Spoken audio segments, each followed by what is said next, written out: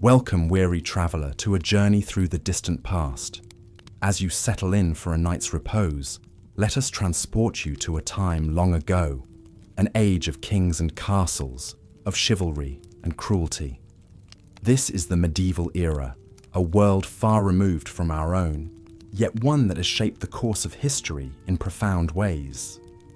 Before we begin our tale, I invite you to pause for a moment and share in the comments where in the world you're listening from, and what time of day it is for you right now. It's a simple pleasure, but one that connects us across the miles and hours. If you enjoy these quiet excursions into the annals of history, be sure to subscribe so you never miss a bedtime story. Now, make yourself comfortable, dear listener. Dim the lights, fluff your pillow, and let your cares drift away as we embark on a journey to a distant time and place. Breathe deeply, and let the worries of the modern world fade into the mists of history. Tonight our story takes us to medieval Europe, a land of great beauty and great brutality. It was a time of soaring cathedrals and squalid hovels, of courtly love and cruel punishments. In this age, justice was swift and often merciless, with little regard for the rights of the accused. The concept of innocent until proven guilty was still centuries away, and the methods used to extract confessions were grim indeed. But before we delve into the darker chapters of medieval history, let us first set the scene.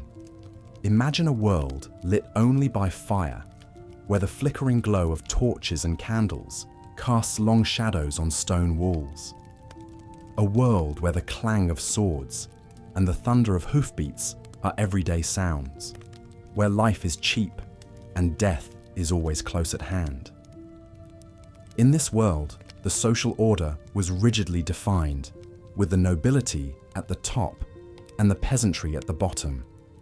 The church wielded immense power, both spiritual and temporal, and to defy its edicts was to risk not only earthly punishment, but eternal damnation. It was a world of absolutes, where right and wrong were starkly defined, and where the wages of sin were all too often paid in blood. Against this backdrop, the mechanisms of justice took on a particularly brutal cast. Prisons as we know them today did not exist. Instead, the accused were held in dank dungeons, often in chains, until their fate was decided. Trials, when they occurred at all, were often little more than a formality, with the outcome predetermined by the whims of the powerful. And the punishments. The punishments. They were as varied as they were cruel, ranging from the merely humiliating to the utterly horrific. In the coming hours, we'll explore some of the most notorious methods of medieval discipline, from the stocks and pillory to the rack and the stake. But fear not, gentle listener. Ours is a journey of the mind, not the body. We'll walk through these dark chapters of history together, safe in the knowledge that they are long past. So let your mind drift back through the centuries, to a world very different from our own, a harsher world to be sure, but one that nonetheless shaped the contours of the present day. As we begin our first tale, imagine a bustling market square in a medieval town. The sun is high overhead, glinting off the weathered stones of the buildings that surround the square. Hawkers cry their wares, their voices mingling with the bleating of goats and the clucking of chickens. And there, in the center of the square, stands a grim wooden structure, the pillory. A man is locked into the device, his head and hands protruding through the holes in the rough-hewn boards. His face is beet red with humiliation and anger as a jeering crowd pelts him with rotten vegetables and dung. This is his punishment for petty theft, a few hours of public shame and degradation. The pillory and its cousin, the stocks, were a common sight in medieval towns and villages. They were used to punish a wide range of offences, from stealing and public drunkenness to more serious crimes like blasphemy and sedition. The goal was not only to inflict physical discomfort, but to expose the offender to the scorn and mockery of his neighbours. Imagine the hapless thief in our market square. his pride and dignity stripped away as he endures the taunts and insults of the crowd. The stench of the refuse thrown at him mingles with the sweat and grime of his unwashed body, and the summer sun beats down mercilessly on his unprotected face and neck. Yet, as uncomfortable as a few hours in the pillory might be, it was far from the worst fate that could befall a criminal in medieval times. Indeed, public humiliation was often seen as a lenient punishment, reserved for minor offences and first-time offenders. For those who ran afoul of the law more seriously or repeatedly, a harsher form of public shaming awaited: branding. In this brutal practice, a red-hot iron was used to sear a permanent mark into the flesh of the condemned, usually on the face, hand, or chest. The mark was a visible sign of the person's crimes, one that would follow them for the rest of their lives. Consider the tale of a young woman named Agnes, convicted of adultery in the 14th century England. As punishment for her sin, she was sentenced to be branded on the cheek with the letter A. The iron was heated until it glowed cherry red, then pressed firmly against her flesh, sizzling and smoking as it seared the mark into her skin. The pain must have been excruciating, but it was nothing compared to the shame and ostracism that Agnes would endure for the rest of her days. In a close-knit medieval community, such a visible mark of dishonour was a virtual death sentence, condemning her to a life of poverty and isolation. As the screams of the branded adulteress echo in your mind, let us leave the market square behind and venture deeper into the heart of medieval justice. Our next stop is a place of darkness and dread, where the cries of the condemned mingle with the creak of rusty hinges and the drip of water on stone. We are entering the dungeon, a staple of every medieval castle and keep. These subterranean chambers were more than just prisons. They were places of torment, where the unfortunate souls who had fallen foul of their betters were subjected to unspeakable agonies in the name of justice, or more often, vengeance. Picture a narrow winding staircase, descending deep beneath the earth. The air grows colder and damper with every step, until at last you emerge into a cavernous space lit only by the guttering flame of a single torch. The walls are damp and slimy with mould, and the floor is strewn with rotting straw and the bones of long-dead prisoners. And there, in the flickering half-light, you see them. The instruments of torture, arrayed like a hellish orchestra waiting to play a symphony of pain. There are racks and wheels, iron maidens and thumbscrews, each designed to inflict the maximum amount of suffering on the fragile human form.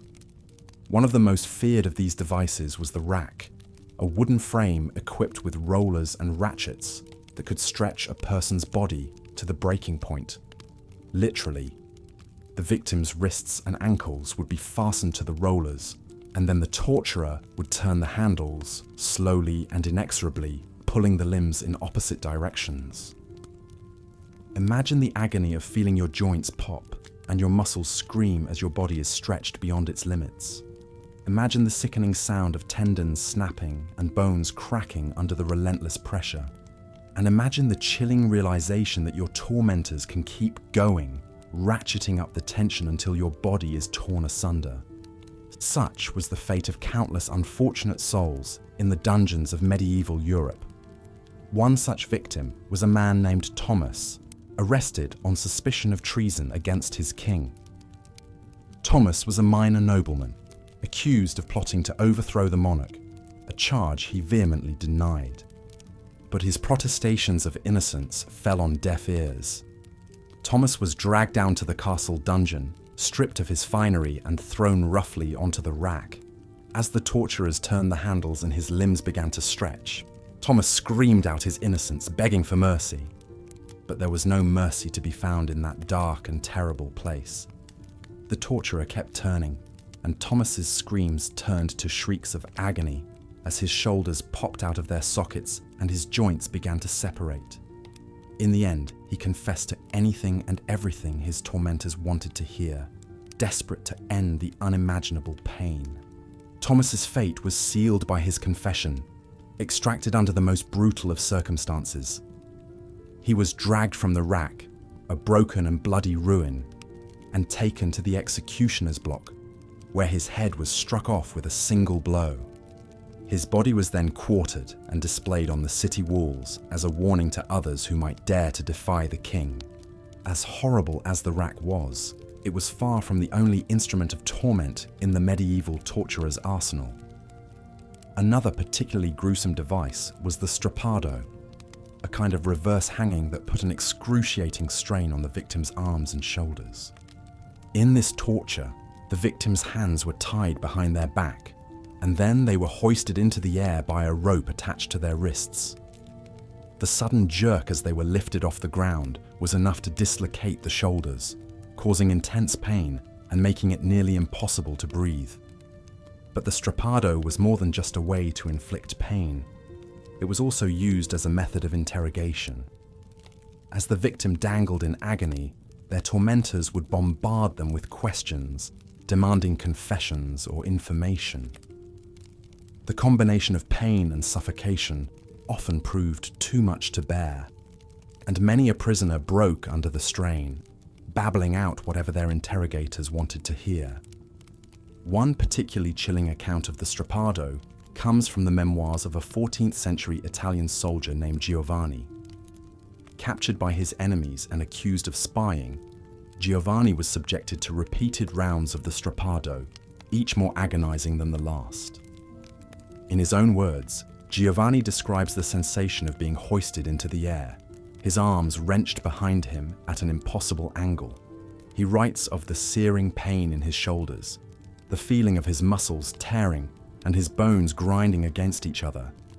He speaks of the panic that set in as he struggled to breathe, his chest compressed by the weight of his own body. Through it all, Giovanni's captors hurled questions at him, demanding to know the location of his army's camp and the plans of his commanding officers. And though he held out as long as he could, in the end, the pain was too much to bear. With a choking sob, Giovanni betrayed his comrades, telling his tormentors everything they wanted to know. For his treachery, Giovanni was spared the worst of the punishments that awaited captured spies. But the memory of his ordeal in the strappado haunted him for the rest of his days, a reminder of the depths of human cruelty and the fragility of the human will.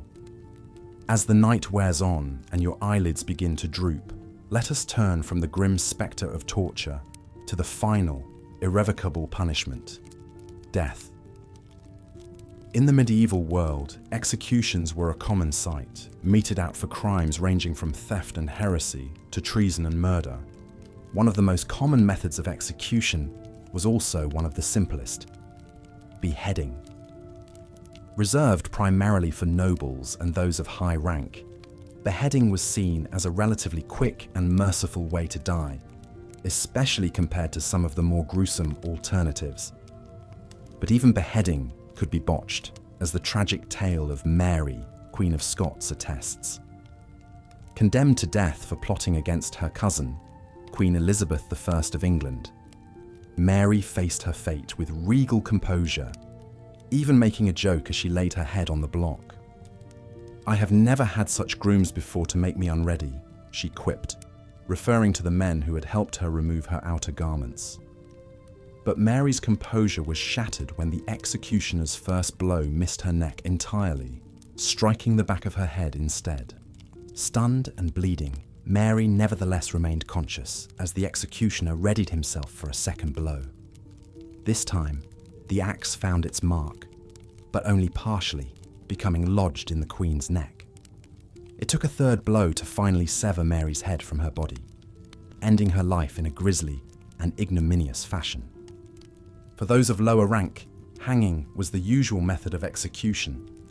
Crowds would gather to watch as the condemned were led to the gallows, their hands bound and their necks encircled by rough hemp rope.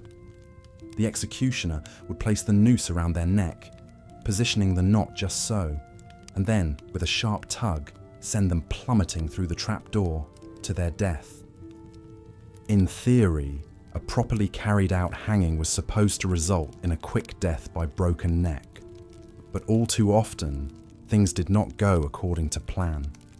Ropes could break, knots could slip, and instead of a swift end, the condemned would be left to strangle slowly, their bodies jerking and twitching in a grotesque dance of death. And then there were the truly horrific methods of execution, reserved for the worst of the worst, the heretics, the traitors, and the depraved.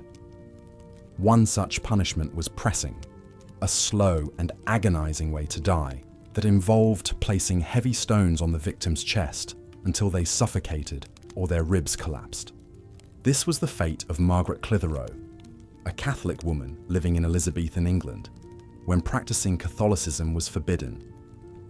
Margaret was arrested for harboring Catholic priests in her home, a crime that carried the death penalty. But Margaret refused to plead guilty or not guilty to the charges, knowing that doing so would implicate her children and servants in her crime.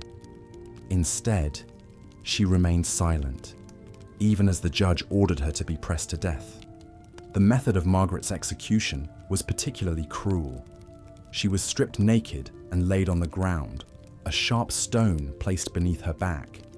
Then, a door was placed on top of her, and heavy stones were piled on top of it, one by one, until the weight crushed the life from her body. Through it all, Margaret remained silent, even as the stones ground into her flesh and her bones began to crack. Her last words, uttered as the weight of the stones bore down upon her, were a prayer. "Jesus, have mercy on me." Margaret's story is a tragic one, but it is also a testament to the power of faith and the endurance of the human spirit in the face of unimaginable suffering. And as we continue our journey through the dark annals of medieval punishment, we will encounter many more such tales of bravery and resilience in the face of cruelty and despair. But for now, dear listener, let us take a moment to rest and reflect. The hour is late, and the darkness presses in around us, heavy with the weight of centuries past. As you drift off to sleep, let your mind wander back to the grim dungeons and blood-soaked scaffolds of the medieval world, secure in the knowledge that those days are long gone, and that the sun will rise on a brighter, more just tomorrow. And when you wake, remember the tales we have told and the lessons they hold for us still. For though the world has changed much since the days of racks and iron maidens, the human capacity for cruelty and courage remains the same. It is up to us, in our own time, to choose which path we will follow, the path of brutality and fear, or the path of compassion and hope. But for now, dear listener, rest. Let the soft embrace of slumber enfold you, and dream of a world where justice is tempered with mercy, and where the light of reason shines bright against the darkness of ignorance and fear. Good night and pleasant dreams. Let us now turn to some of the most notorious executions in medieval history, those that aim to prolong the victim's agony as long as possible before finally granting them the mercy of death. Perhaps the most iconic of these is burning at the stake. The image of a condemned heretic or witch tied to a wooden post, consumed by hungry flames, has been seared into the collective imagination through countless depictions in art, literature, and film. But the grim reality was even worse than anything celluloid could conjure. The convicted prisoner would be led out to the town square, where a pyre had been erected. Bundles of dry firewood were stacked high, with a sturdy stake driven into the center. The victim's hands were bound behind them, and they were tied securely to the post, so there could be no hope of escape. Imagine the scene. A jeering crowd gathered to watch the spectacle, their faces flickering red and orange in the firelight. The wood is set alight, and the kindling quickly catches, sending tendrils of black smoke curling into the evening sky. The fire licks higher, crackling and spitting, until it fully envelops the helpless figure at its heart. Depending on the direction of the wind and the moisture in the wood, death could be mercifully quick. Smoke inhalation, rendering the victim unconscious before the flames truly began their terrible work. More often, though, it was an agonizingly protracted affair. A slow roasting, flesh blackening and peeling away to expose the raw muscle beneath. Eyeballs bursting in the heat, fluids boiling and evaporating until finally, mercifully, the heart ceased its frantic beating. One cannot help but shudder to imagine the sheer horror and pain endured by the likes of Joan of Arc, the young French warrior woman burned for heresy in 1431, or the 20 Anabaptists executed at the stake in Salzburg in 1528. Even the most stoic prisoner could not help but scream as the hungry flames consumed them. And yet, as awful as death by burning was, it was not the most prolonged or inventive form of execution dreamt up by the cruel minds of the Middle Ages. That dubious honour may well belong to the breaking wheel. A thick wagon wheel would be repurposed into an instrument of unimaginable brutality. The condemned would be spread-eagled on the ground, limbs extended, and the heavy wooden wheel placed on top of them. Then, the executioner would methodically smash the victim's arms, legs, shoulders, and hips with a massive iron hammer, shattering the bones into splinters. This was no swift, clinical breaking. Each shattered joint would be carefully avoided to ensure the prisoner remained conscious throughout their ordeal. The aim was to utterly pulverize the limbs while keeping the vital organs intact, prolonging the agony for as long as possible. Once every bone had been systematically crushed to gravel, the mangled body would be woven through the spokes of the wheel and hoisted up on a tall pole, where it would remain on public display. Sometimes, the executioner would deliver a fatal coup de grace to the chest, the so-called blow of mercy. More often, though, the broken thing that had once been human would be left to the mercy of the elements and the carrion birds. By some accounts, it could take days for them to succumb to blood loss, shock, and dehydration under the burning sun. Imagine the sight of ragged crows perching on that shattered ribcage, picking at the jellied eyes and lolling tongue. One of the most detailed accounts we have of a medieval wheel execution comes from 1589. A notorious gang leader named Chrisman Genipatenga was captured after years of banditry. Broken on the wheel in the town square of Bedburg, Germany, his ghastly remains were mounted on a pole along a major road as a grim warning to other would-be highwaymen. Such public executions served as a form of dark theatre in medieval times, a reminder of the price to pay for crossing those in power. But not every felon was granted the twisted mercy of a public send-off. For some, death would come far from the eyes of the crowd, but no less gruesomely. Deep in the bowels of the castle dungeon, a cauldron bubbles over a roaring fire. Foul-smelling steam wafts up from its churning depths. A stripped prisoner, hands bound, is led to the edge by grim-faced torturers. Perhaps he shudders in the dank chill. Perhaps he whimpers a last desperate plea for clemency. It will avail him naught. With rough hands, he is grasped and lifted over the lip of that terrible vat. Its contents are not water, but molten lead, boiling oil, or even burning pitch. He has only a moment to draw a final breath before he is plunged down into the scalding soup and held under, thrashing and writhing. The searing agony is unimaginable as the boiling liquid closes over him, forcing its way into eyes, nostrils, mouths, sizzling through hair and skin. Blisters erupt instantly, flesh sloughing off in pale strips to float on the surface. Trapped screams bubble up in the royal, unheard by any except the hardened executioners. Death is not instantaneous even now. It takes long minutes before the jerking and twitching ceases, before the prisoner's nerves are seared away and their brain finally boils in its skull. Only when the corpse is utterly still do the torturers draw it out with long metal hooks, unrecognizable, steam rising from the reddened ruin. While not as common as burning or breaking, boiling alive was a fate reserved for criminals, counterfeiters, and coin forgers in much of Europe. King Henry VIII introduced the practice to England in 1531, proclaiming it the penalty for murder by poison after a recent spate of suspicious aristocratic deaths. It is difficult to fathom the sheer depths of cruelty and sadism plumbed by the medieval mind in devising such punishments. But perhaps no method of execution quite exemplifies the dark ingenuity and ruthless brutality of the age as that inflicted upon the most hated and notorious traitors: hanging, drawing, and quartering. To our modern ears, it sounds almost absurd in its Baroque excess, an execution so elaborate and convoluted it defies belief.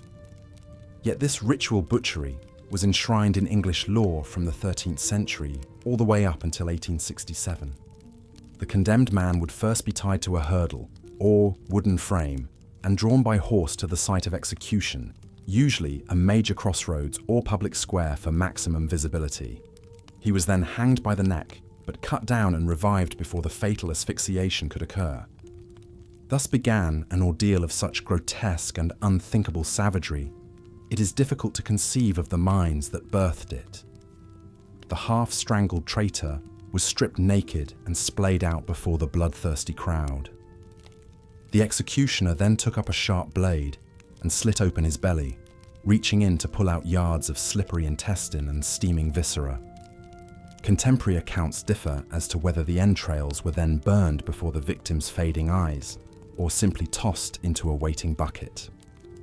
Some even claim the executioner was expected to take a bite of the prisoner's quivering heart, still hot from his breast. Though this may just be folk legend, the reality is scarcely less shocking. For even now, with guts unspooled in glistening ropes, the traitor still clung to the ragged edge of life. The final step was to hack the body into 4 pieces, literally to quarter it. Legs and arms were severed with axe or sword. Then the dripping remains were lifted high for all to see. The head and quarters would be mounted above the city gates, or sent to the 4 corners of the kingdom as a grim reminder of the king's power and reach. Picked clean by crows and withered by the elements, they might remain on display for months or even years afterwards. Can you imagine a death more cruel, more viscerally, intimately agonizing? Among the most famous to suffer this fate was William Wallace, the Scottish knight and leader of a rebellion against English rule, immortalized in the film Braveheart. Captured and convicted of treason in 1305, Wallace was stripped naked and dragged through the streets of London at the heels of a horse. He was then hanged, drawn and quartered, with his head dipped in tar and displayed on London Bridge, and his limbs sent to the 4 corners of the country as a warning against insurrection. While the depiction of his execution in Braveheart was mercifully brief, the real Wallace's ordeal likely stretched out for most of a day, every bit of it racked with unimaginable pain. That he was able to stoically endure such prolonged and inventive torment is astonishing. And yet, as we've seen, Wallace's grisly fate was not unique. Throughout the medieval period, untold numbers suffered similar agonies, whether in town squares at the hand of kings or in lonely dungeons under fell lords. The vicious ingenuity employed in these cruel and unusual punishments is chilling to contemplate. Perhaps it speaks to some dark recess of the human imagination, a morbid fascination with suffering and death that found its ultimate expression in these theatrically ghastly displays of power and brutality. How else to explain such a prodigious investment of effort and creativity in devising newer and more agonizing ways to bid farewell to life? And yet, from our vantage point across the centuries, there is something almost comically absurd about the medieval approach to execution, as if in their zeal to inflict the ultimate penalty, they lost sight of the essential fact of mortality, that all lives, whether taken swiftly or sadistically, end the same. The headsman's axe and the torturer's pincers alike deliver their victims to the same dark door. No degree of agony can alter that fundamental truth. In a sense, those who died quickly and cleanly under the sword or at the end of a rope were fortunate. Their suffering was brief, their ultimate fate no different than those who perished on the wheel or in the flames. And so we come to the end of our grim accounting of medieval cruelty. These barbaric practices may seem remote to us now, artifacts of a darker age when life was cheaper and power expressed itself through spectacle and savagery. Yet it behooves us to remember that the human capacity for cruelty and violence is far from extinct. The specific techniques may have changed, but the underlying impulses that animated the medieval torturer are still with us, in war zones and interrogation rooms and dark places where the strong prey upon the weak. If there is a lesson to be drawn from these blood-soaked pages of history, perhaps it is this: that we must be ever vigilant against our own worst impulses and work to build a society where such wanton cruelty is consigned to the past. A world where justice is tempered by mercy, and where we need not look over our shoulders in fear of the sword or the stake. It is a noble goal, if perhaps an elusive one. But as we drift off to sleep, let us dream of that better world and resolve to do our small part in making it a reality. Let the grim spectres of the breaking wheel and the boiling cauldron fade into the mists of history, and let us embrace a future where every life is cherished and none need live in fear of such horrors. For even the most hardened medieval executioner was once a child who dreamed of a gentler world. Perhaps, in honouring that innocent yearning, we can finally lay the ghosts of their victims to rest and build a society worthy of their memory. A society where cruelty is the exception, not the rule, and where justice is tempered by wisdom and compassion. It's a beautiful thought to fall asleep to, isn't it? That as we slumber, the world turns slowly towards the light. That with each generation, we move further from the shadow of the dungeon and the pyre, and closer to a world where every life is sacred. So let us bid goodnight to the spectres of history, secure in the knowledge that their suffering was not in vain. That by remembering their fates, we honour their lives and recommit ourselves to building a world where such horrors are but a fading nightmare, banished by the dawning of a brighter day. Sleep well, dear listener, and dream of a kinder, gentler world to come. As we've seen, the medieval period was an era of harsh justice and brutal punishments. Public humiliation, torture, and gruesome executions were all too common, striking fear into the hearts of would-be criminals and the general populace alike. One notorious method of execution that combined slow, agonizing death with public spectacle was being hanged, drawn, and quartered.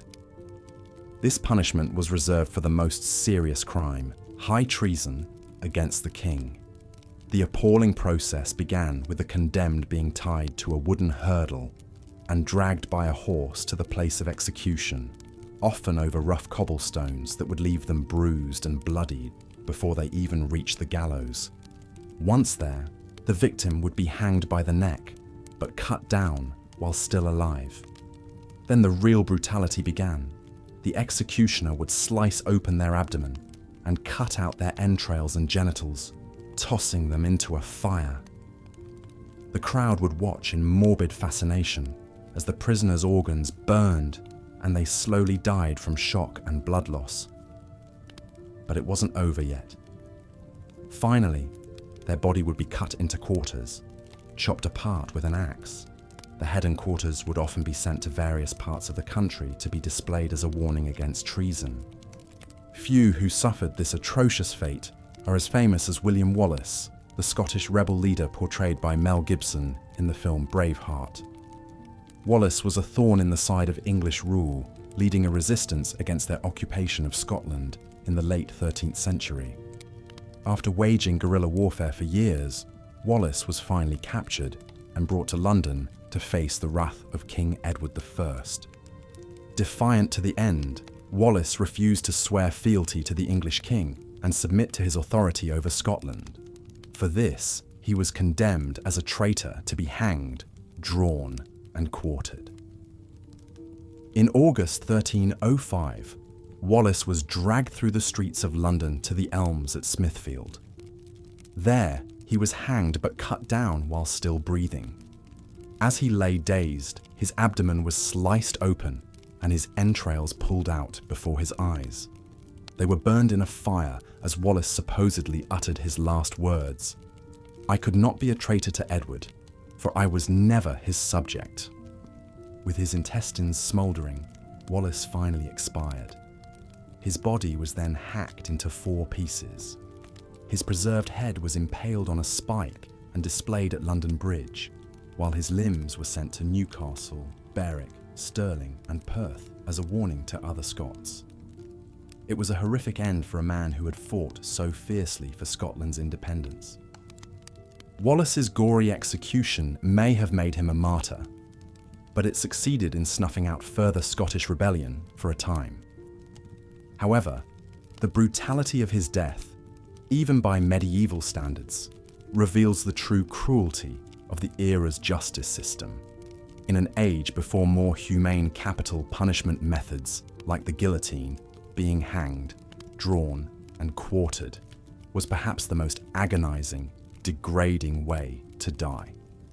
As the 14th century dawned, such savagery would gradually decline in favor of swifter executions. Hanging until dead became the default over the prolonged suffering of drawing and quartering. This shift reflected a subtle change in attitudes, a recognition that a speedy death was punishment enough without the need for additional torment and mutilation. Nevertheless, the medieval period will always be remembered as a time of harsh, pitiless justice.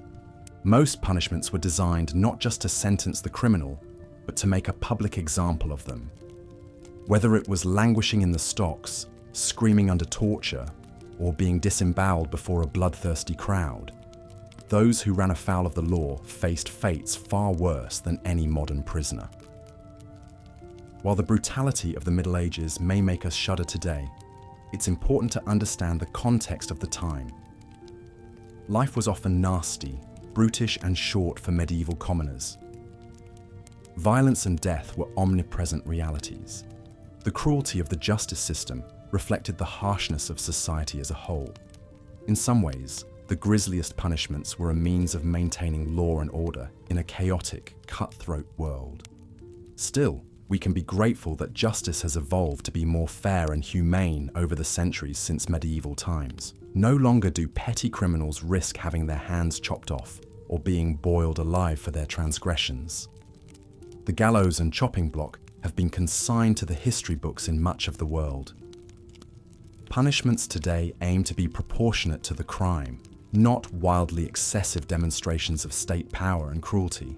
So while learning about the worst tortures and executions of the Middle Ages can be morbidly fascinating, it also reminds us of how far we've progressed. The next time you hear about a criminal getting a comparatively lenient sentence, remember that once upon a time, they might have been publicly eviscerated and torn limb from limb instead. Whatever other challenges the modern justice system faces, we can appreciate that it is a far cry from the merciless brutality of medieval times. As you drift off to sleep, take comfort in knowing that you live in a gentler age, where horrendous fates like being hanged, drawn, and quartered are confined to the history books and to dark bedtime tales like these. The ghastly spectres of the torturer and executioner have largely been laid to rest, and we can all sleep a little sounder for it. So rest well, and dream of a world that, for all its flaws, is kinder and more just than the distant past. Good night. As the blazing flames consumed her, the young maiden's agonized shrieks pierced the night air. Smoke stung the eyes of onlookers as it billowed into the starry sky. Though Joan of Arc's end was horrific, her legacy would long outlive the charred embers of the pyre. In the centuries that followed, she would be heralded as a French heroine and ultimately canonized as a saint. Her indomitable spirit could never be extinguished. The breaking wheel was another gruesome means of execution, reserved for the most despised criminals. The condemned would be stretched out upon a large wagon wheel, limbs spread and tied along the spokes. With slow, methodical swings, the executioner would shatter the victim's bones with a heavy iron cudgel. The awful crunching of pulverized limbs and anguished wails rent the air. After the dreadful deed was done, the mangled bodies were often left tied to the wheel and hoisted up on a tall pole, displayed as a grim warning to other would-be malefactors.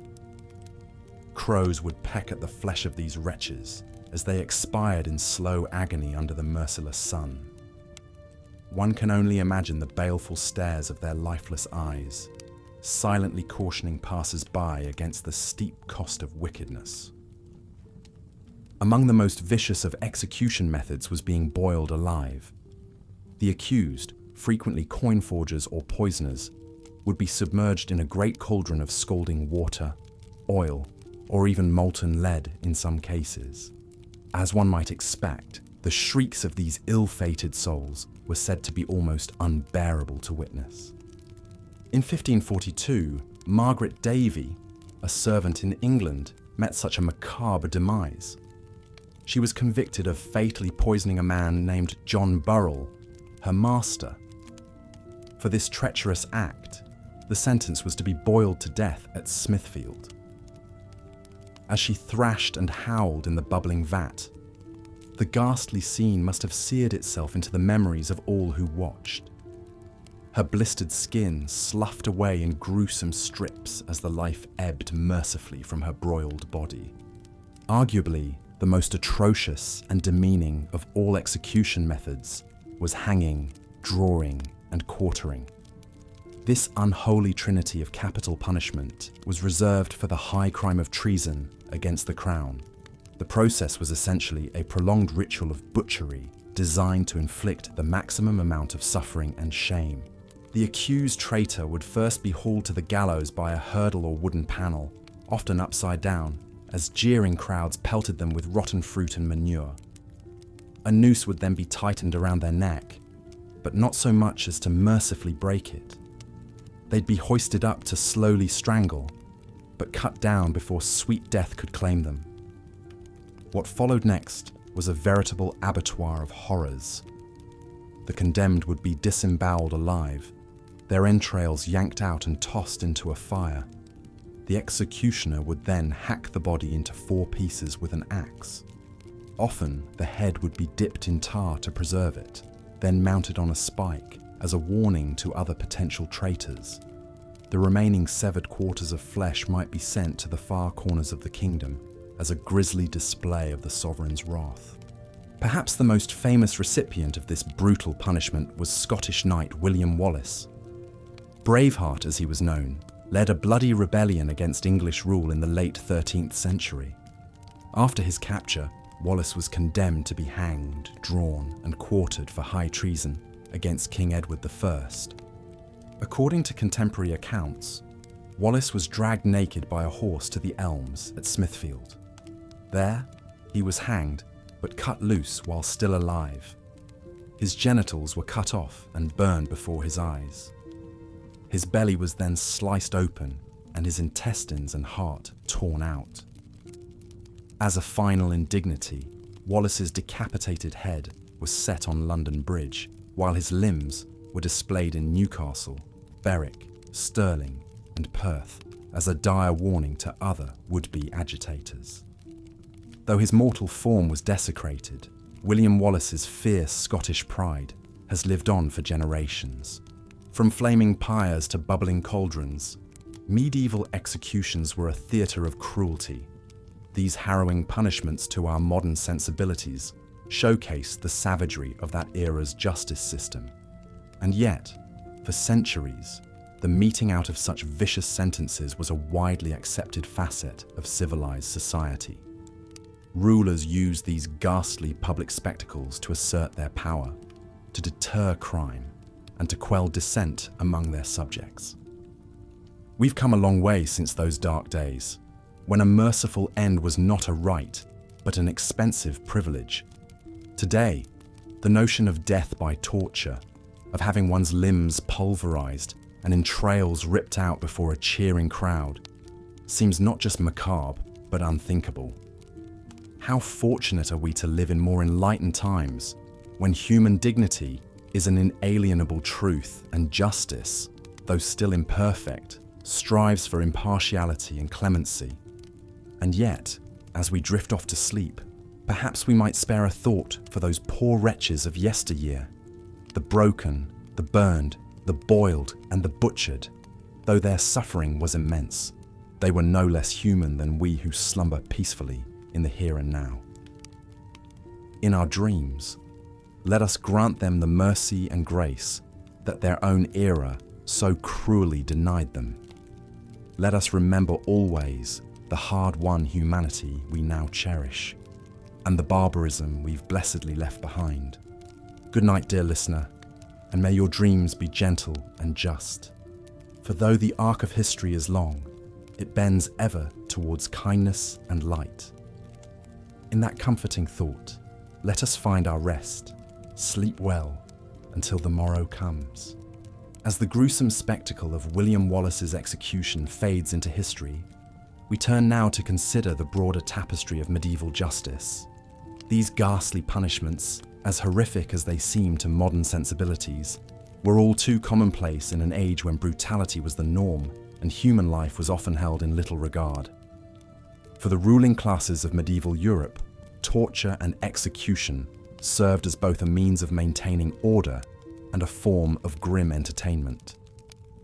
Noble lords and ladies would gather to watch the suffering of the condemned, sipping wine and gossiping as if attending a sporting event. The elaborate rituals of public execution, with processions through town squares and staged displays of agony, functioned as a kind of grisly theatre for the masses. But not all victims of medieval justice were common criminals or political dissidents. In an era of religious fervour and superstition, accusations of heresy and witchcraft ran rampant. Across Europe, the flames of the Inquisition blazed as alleged practitioners of the dark arts were rounded up and subjected to brutal interrogation. One of the most infamous cases was that of the Knights Templar, a powerful Catholic military order that fell from grace in spectacular fashion. In 1307, King Philip IV of France, deeply indebted to the wealthy Templars, ordered the arrest of their leaders on charges of heresy, blasphemy, and homosexuality. Under torture, many of the knights confessed to spitting on the cross and worshipping a demonic idol named Baphomet. The Templars' Grand Master, Jacques de Molay, initially admitted to these charges after being stretched on the rack, but later recanted his confession. Enraged, King Philip had him slow roasted over a fire in front of the Notre Dame Cathedral in Paris. As the flames consumed his flesh, de Molay reportedly cried out a curse on the king and Pope Clement V, summoning them to face divine judgment within a year. Eerily, both men would be dead before the year was out. The grim fate of the Templars highlights the entanglement of politics, religion, and sadism that characterize much of medieval justice. In an age of absolute monarchs and powerful clergy, charges of treason and heresy were often used as a pretext to eliminate rivals and seize assets. The machinery of torture and execution became a tool for cementing the power of the ruling elites. Yet, even as we recoil at the cruelty of these practices, it's important to recognize the historical context in which they arose. Life in the Middle Ages was often brutish and short, with violence and suffering an inescapable reality for much of the population. In a world beset by war, famine, and plague, the harsh punishments meted out by the authorities may have seemed a necessary bulwark against chaos and anarchy. Moreover, concepts of individual rights and due process were still centuries away from being enshrined in law.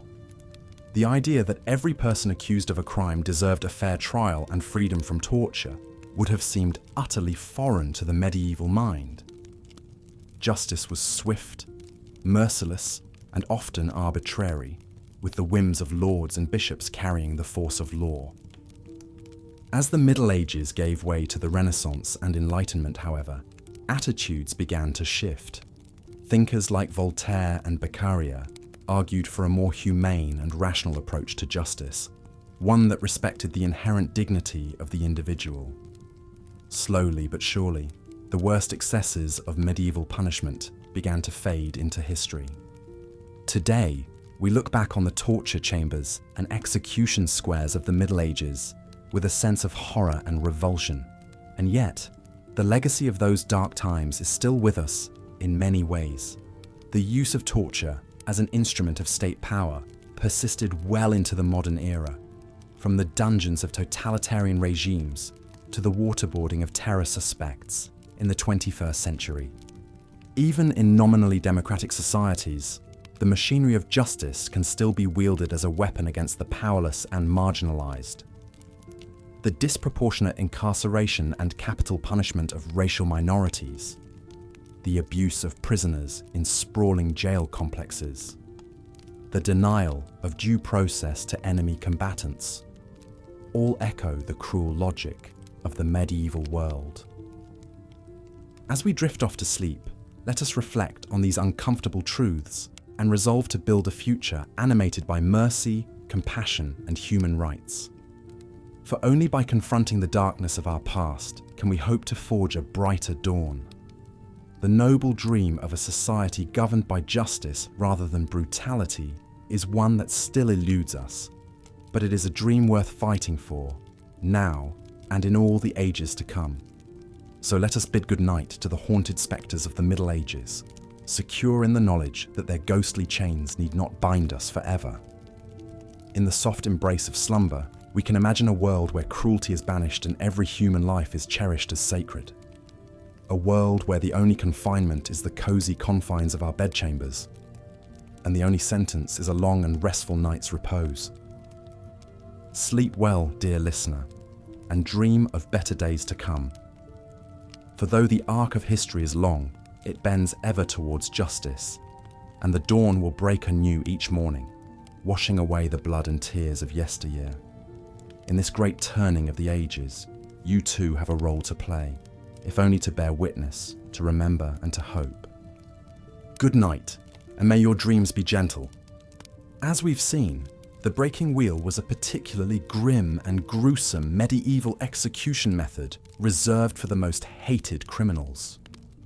The condemned would be tied spread-eagled to a large wooden wagon wheel, their limbs stretched out along the spokes. The executioner would then use a heavy iron hammer or bar to methodically smash the victim's bones, starting with the ankles and wrists and working inward. Each sickening crunch of splintering bone would be accompanied by the agonized screams of the condemned echoing through the town square. Shock and blood loss mercifully brought unconsciousness for some, while others endured the excruciating ordeal to the bitter end. With limbs shattered, the broken bodies were woven through the spokes of the wheel and hoisted up on a tall pole, left on grotesque display as a warning to other would-be criminals. One of the most famous cases of this macabre practice was the execution of Peter Stump in 1589. Stump was a German farmer accused of being a serial killer and werewolf who preyed on the villagers of Bedburg. Under torture, he confessed to murdering and cannibalizing 14 children, including his own son, as well as practicing black magic and cavorting with a succubus. His execution was as brutal as his alleged crimes. Flesh was torn from his body with red-hot pincers before he was strapped to a breaking wheel. Stump's limbs were systematically pulverized, but he remained conscious throughout, wailing in agony until an executioner finally beheaded him with a merciful stroke of the axe. His mangled corpse was burned at the stake, along with his daughter and mistress, who were deemed accomplices in his sorcery.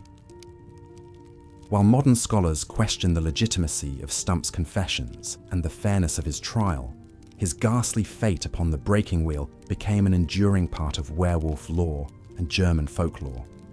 His grisly demise stood as a vivid example of the cruel ingenuity of medieval executions. But even the breaking wheel paled in comparison to perhaps the most viscerally horrific execution method of the Middle Ages: boiling alive. The condemned was immersed in a large cauldron of water, oil, tar, or even molten lead, and slowly cooked to death over an open fire.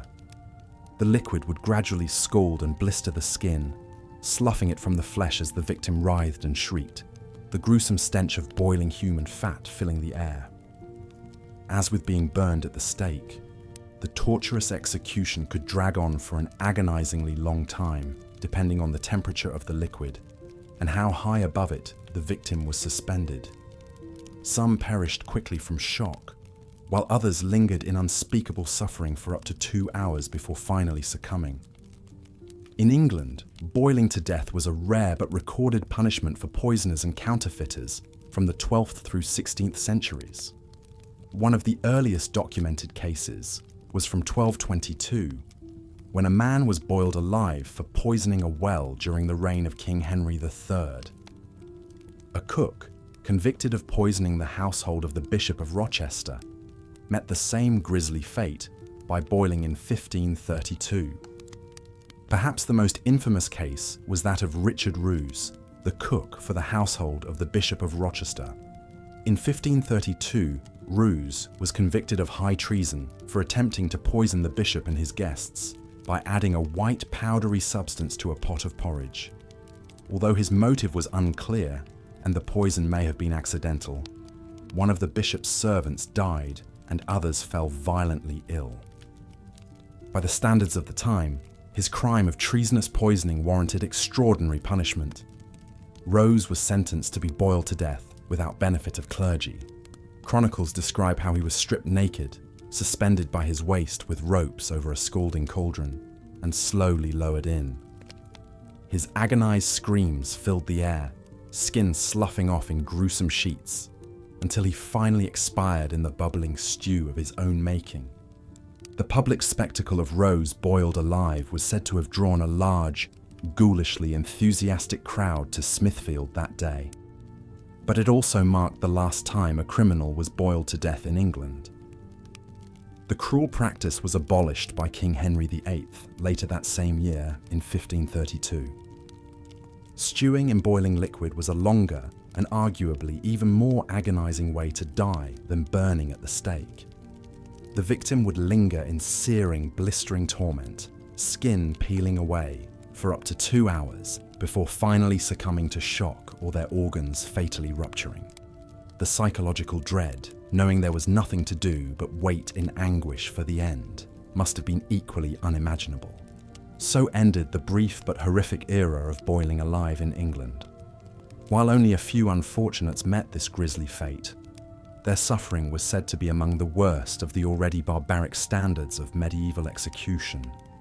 The terrifying spectre of the boiling cauldron joined the likes of the breaking wheel and the stake in the annals of history's most dreadful punishments. But perhaps the grimmest and most ignominious execution of all was saved for the worst crime a medieval citizen could commit: high treason against the crown. The disloyalty and betrayal of treason warranted a special kind of comeuppance, a soul-destroyingly brutal and humiliating death known as hanging, drawing, and quartering. The gory practice first arose in the 13th century England as a way to literally and figuratively unmake a traitor. The public spectacle began with the accused being tied to a wooden hurdle and drawn through the streets by a horse to the place of execution, usually a central square.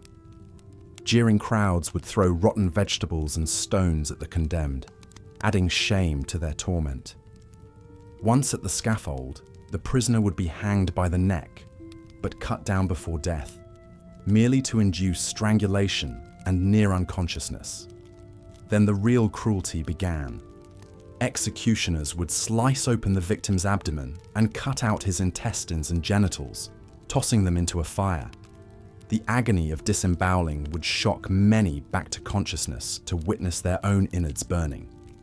Finally, the head was chopped off and the body hacked into 4 pieces, dividing the traitorous person as they had sought to divide the kingdom. The severed head would be dipped in tar, and displayed on London Bridge or another prominent gate, a gruesome reminder of the king's wrath, while the quartered body parts were sent to the far corners of the realm as a similar warning to others. Hundreds of victims of England's medieval political intrigues suffered hanging, drawing, and quartering, though perhaps none as famously as the Scottish knight William Wallace in 1305. Wallace was a leader of the Scottish resistance against English occupation, popularised by the film Braveheart. Captured after a fierce fight, he was condemned to a traitor's execution in London. After being dragged behind horses to the gallows, Wallace was hanged by the neck, but cut down while still alive. Accounts vary on the exact order of mutilations that followed. Some say he was castrated, then disemboweled, then beheaded. Others report his stomach was sliced open first, so he could watch his own entrails burn before his genitals were cut off, and his heart was ripped out. Regardless, all agree it was obscenely gory and brutal, even by the cruel standards of the time. What remained of Wallace's corpse was then hacked into pieces. His tarred head was set on London Bridge, while his limbs were displayed in Newcastle, Berwick, Stirling, and Perth as a warning to other Scots who would oppose English rule. The drawing and quartering of William Wallace stood as a high-profile example of the political barbarism of the medieval era, when the state sought not only to execute traitors, but to destroy them utterly through humiliation, mutilation, and dispersal. Many others met the same grisly fate over the centuries, though perhaps none as famously. While hanging, drawing, and quartering was nominally abolished in England in 1870, it had largely fallen out of practice long before then, with the last sentence being carried out in 1782. The condemned man was allowed to hang until dead before being posthumously cut down and beheaded, a small mercy. By the 19th century, such political violence came to be seen as distasteful and uncivilized, with the state apparatus of justice evolving to favor swifter, simpler, less grotesque forms of capital punishment. Thus concluded the long and grim history of England's worst execution method, hanging, drawing, and quartering. For centuries, it stood as the ultimate doom for traitors, a spectacle of suffering meant to punish not only the body, but the soul, to terrify the living and desecrate the dead. Like the breaking wheel, boiling alive, and other notorious tortures of the medieval era, it has passed into the darker corners of history, an echo of a crueler time when horrific pain and humiliation were the price of betraying one's king. As we've journeyed through some of the worst tortures and punishments of the Middle Ages, a central theme emerges: the use of spectacular public violence to enforce social and political control. Brutal executions were not just about punishing the individual condemned, but about sending a message to the masses. Gruesome displays of the consequences of crime aimed to shock and scare people into obedience to the state, church, and monarch. But the extreme cruelty also reflected the precariousness of those medieval power structures. In an age of widespread poverty, inequality, and discontent, authorities lived in fear of rebellion and dissent from the populace. They knew that there were always vastly more commoners than elites, and the people could rise up if pushed too far. Grisly executions were a way to perform dominance and cow the citizenry into cowed compliance. The psychology of the crowd at public executions was a strange and complex thing. Though many likely watched with genuine horror, others derived a kind of grim satisfaction or even entertainment from the proceedings. Public mutilation and killing offered a brief catharsis and spectacle in lives that were otherwise short, hard, and dreary. The community came together to collectively purge a transgressor, scapegoat an evil, and vicariously experience some of the primal human fascinations with violence and death. Public executions also appealed to the inveterate human desire to feel morally superior. By literally placing a condemned criminal physically below them on the scaffold, the masses could reassure themselves that they were righteous and worthy in comparison, even as they took a guilty, voyeuristic thrill in the gruesome show. It was a way to make sense of a harsh world and find some symbolic justice in the punishment of others. But not all executions were primarily about justice, as in the case of many accused heretics and religious minorities. The gruesome killing of Jews, Muslims, and accused witches was more about enforcing social conformity and purity than punishing any actual crime. Prejudice and paranoia fueled witch hunts and pogroms, with torture-induced confessions justifying horrific ends. The visceral suffering of burning was a physical manifestation of the eternal hellfire that supposedly awaited the souls of those who strayed from the one true faith. Yet for all their brutality, public punishments could also elicit some sympathy for the condemned. Watching a person endure extreme agony had a way of humanizing even the lowliest criminal. Some particularly prolonged executions, like the botched burning of a penitent woman, or the stoic resignation of a beloved community healer accused of witchcraft, could prompt a disturbing mix of grim satisfaction and uneasy pity in observers. It was this unsettling sense of complicity and shame that gradually eroded public appetite for the worst medieval execution methods. The Enlightenment brought new ideas about the state's right to torture and kill citizens. Reformers argued that if the people were the ultimate source of the government's authority, the justice system should reflect the people's evolving sense of decency and humanity. It came to be seen as hypocritical for the state to punish murder with even grosser, premeditated murder. Ritual mutilation and execution moved behind the walls of prisons, becoming more sanitized and bureaucratized. The public spectacle shifted from the criminal's destroyed body to the solemn dignity of the legal process itself. Modern executions like lethal injection minimize physical suffering and disorder, hiding the messier biological realities of death. This allows the state to kill while maintaining a stance of moral rationality and decorum. There is a cold, clinical detachment to modern capital punishment that stands in contrast to the visceral gore and clamour of the medieval gallows and scaffold. We have come a long way from the days when a convict's entrails were ripped out and waved in his face before a cheering crowd. Yet we still grapple with many of the same fundamental questions about crime, punishment, and the right of the state to kill in the name of justice. Our sanitized executions behind prison walls may spare us the messy brutality of the past, but they can also allow us to avoid reckoning with the full gravity and enormity of the act. In a way, the sheer honest horror of medieval punishments forced society to confront the human costs of harsh justice in all its blood and agony. A burning or beheading was impossible to ignore, and its memory seared itself into the minds of all who witnessed it. So perhaps there is some value and necessity in revisiting these dark chapters of history, not to revel in the gore and suffering, but to remember the human capacity for both cruelty and endurance in the face of it. The tortured bodies and souls of the Middle Ages still have something to teach us about the ongoing quest to balance justice, morality, and power in our imperfect human societies. These dreadful torments may be consigned to history, but their echoes linger in our cultural consciousness and our continuing debates over crime and punishment.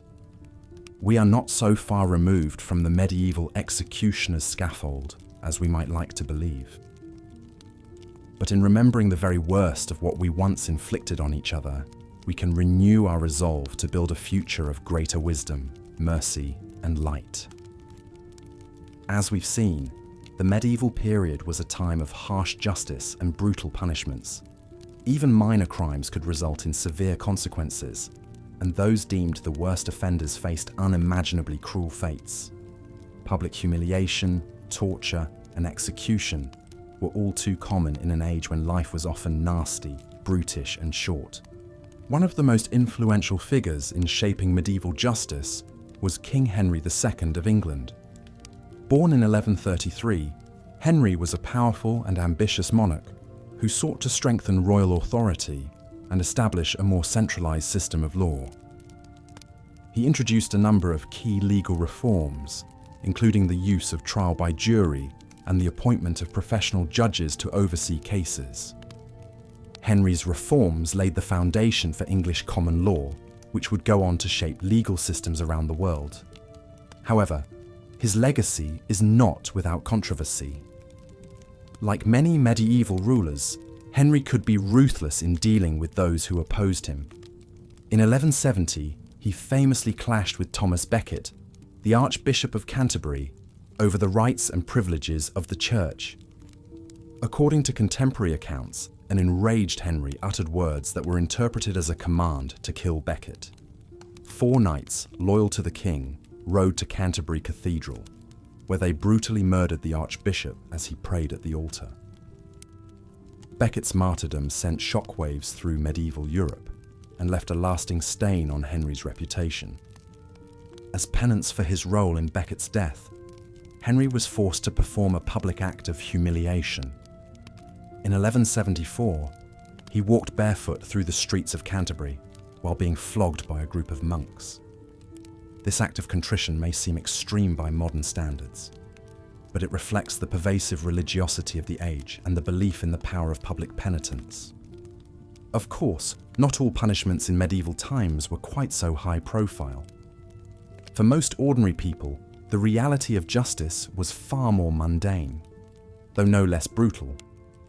Petty criminals and social outcasts were often subjected to a range of public humiliations designed to shame and ostracize them from the community. Imagine, if you will, a young man named Thomas, a peasant living in a small English village in the 13th century.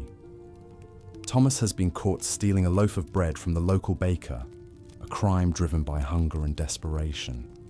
As punishment, he is sentenced to a day in the stocks, a wooden device that restrains the hands and feet, leaving the offender vulnerable to public ridicule. Picture Thomas as he is led out into the village square, his head and hands locked into the heavy wooden frame. A jeering crowd gathers around him, armed with rotten fruit and vegetables, mud and even stones. For hours, Thomas endures a barrage of filth and abuse, his face and clothes spattered with the foul-smelling detritus. As the sun begins to set, Thomas is finally released from the stocks, his limbs aching and his spirit broken. He slouches off towards home, the taunts and laughter of the crowd still ringing in his ears. For a simple act of theft, he has been subjected to a brutal and humiliating ordeal, one that will mark him as a social pariah for years to come. Thomas's story is a fictional one, but it reflects the grim realities faced by countless ordinary people in medieval times. For those on the margins of society, even a minor transgression could result in severe and lasting punishment. In a world where starvation and deprivation were commonplace, the theft of a loaf of bread could be seen as a serious crime against the social order. But public humiliation was just one of many cruel punishments inflicted in the name of justice. In the shadowy corners of medieval dungeons and torture chambers, even more horrific fates awaited those accused of more serious offences. How horrific some of those punishments must have been to endure, or even to witness as a spectator in the jeering crowds. We've covered some of the most grisly and cruel fates that could befall the condemned in medieval times, from the agonizing hours of being broken on the wheel, to the terrifying walk to meet the headsman's axe or burning pyre. But as brutal as these high-profile execution methods were, we shouldn't overlook the prolonged suffering inflicted by more minor punishments as well. Devices like the stocks and pillories may not have killed their occupants, but they subjected them to deep shame and disgrace, a punishment that could linger long after the rotten vegetables were washed off. Imagine for a moment the life of a petty thief in a medieval town, caught stealing a loaf of bread to feed his starving family. He's dragged before the local magistrate and sentenced to a day in the stocks. As the rough wooden planks close around his wrists and ankles, he's utterly helpless, unable to hide his face or flee from the angry mob that soon surrounds him. For hours, he endures a hail of insults, rotten food, and even rocks and waste hurled by the pent-up citizens, unleashing their disdain. The putrid stench of spoiled produce mingles with his own sweat, tears, and filth. Though his body may leave the stocks after a day, the shame and humiliation brand him more permanently than even the marks of a hot iron. He'll carry this disgrace like a scarlet letter. And of course, those hot iron brands were all too real for many unfortunates. The story of Hester Prynne and her Scarlet A may be fictional, but the practice of marking adulterers, thieves, and other undesirables with searing metal was very much a fact. One can only imagine the agony as the glowing iron bit into tender flesh, sizzling and scorching the skin. The acrid scent of burning meat, the tortured screams, the struggle to hold still lest the brand blur and require a second application. And after the physical pain receded to a dull, persistent throb, the victim would still be left with an unmistakable badge of ignominy. How excruciating to go through life with your worst mistake or lowest moment literally burned into your skin for all to see and judge. In a time when one's honor and reputation meant everything, a brand was almost a fate worse than death. Speaking of fates worse than death, the mere mention of medieval torture chambers is enough to send a shiver down one's spine. The stuff of nightmares and modern horror movies, these dank, shadowy dungeons, were all too real for the poor souls unfortunate enough to find themselves imprisoned there. The squalid stone walls, damp with mold and moss, would echo with the anguished cries of those suffering unimaginable agonies within. Rusting iron cages suspended from the ceiling, ominous wooden racks with leather straps to stretch out limbs, even iron maidens lined with vicious spikes. All would have been common sights in the medieval torturer's toolkit. One of the most dreaded devices was the infamous rack. Imagine being led into the clammy chamber, trembling with terror as the leather cuffs are fastened around your wrists and ankles. You stare up at the thick wooden rollers, knowing that with each turn, your limbs will be stretched farther and farther apart. Sinews strain, tendons pop, joints crackle, and threaten to dislocate as the splintering pain builds. How long could you hold out against such torment? How long before you're compelled to confess to whatever accusations your tormentors level against you, true or not? The tragic case of Anne Askew comes to mind. Put on the rack for her Protestant beliefs under the reign of Henry VIII, this young woman refused to name others who shared her faith. Her limbs were stretched until her hips and knees were torn from their sockets, yet still she did not yield. Her incredible fortitude may have sealed her fate of burning at the stake as an unrepentant heretic. Sometimes, the confessions, tortured out of victims on the rack or under other brutal methods, led them straight to the executioner's block. In an era when justice was often harsh and evidence was flimsy, false confessions were all too common. The rack in particular had a notorious reputation for compelling the accused to admit to anything, simply to stop the unbearable pain. Once a confession was obtained, regardless of its veracity, the prisoner's fate was usually sealed. A public execution awaited, whether by the relatively quick and merciful method of beheading, or by slower, more agonizing means, meant to inflict maximum suffering and send a message to other would-be criminals. For those of noble birth or high status, the sword or axe was the usual implement of execution.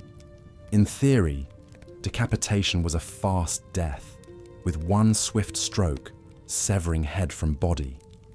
But the gruesome reality didn't always align with that ideal. Take the tragic case of Mary, Queen of Scots. Condemned to death for plotting against her cousin Queen Elizabeth I, Mary faced the block with renowned poise and dignity. Clothed in a vibrant red gown to conceal any blood, she calmly recited prayers in Latin as she knelt and placed her head on the stump. What should have been a solemn and quick death turned into a grisly spectacle as the executioner's first strike missed her neck and struck the back of her head. A shocked gasp rippled through the crowd. The second blow severed most of her neck, but still failed to fully decapitate. Only with a third strike could the axeman finally hack through the last sinews and gristle. As he lifted the severed head to the crowd, Mary's pained expression and lips, still mouthing silent prayers, bore witness to a botched and excruciating end unfit for a queen. For commoners, hanging was a far more typical sentence, and one that usually went more according to plan, albeit no less gruesomely. The condemned would be led up to a tall wooden gallows, hands bound, a rough hemp rope noose draped heavily around their neck. A hooded executioner, a priest intoning last rites, and a gathered crowd of stern-faced witnesses set a somber scene. The trapdoor would drop open with a rattle of hinges, plunging the condemned through to dangle at the end of the rope. If the fall was long enough and the noose positioned just right, death would come quickly as the neck snapped. More often, though, the victim would kick and struggle in a macabre dance, slowly strangling to death with bulging eyes and a protruding tongue as the minutes dragged by. The crowd watched solemnly until the twitching stilled, and it was clear the deed was done. Death by hanging, the ignoble end of thieves, brigands, and peasant rabble.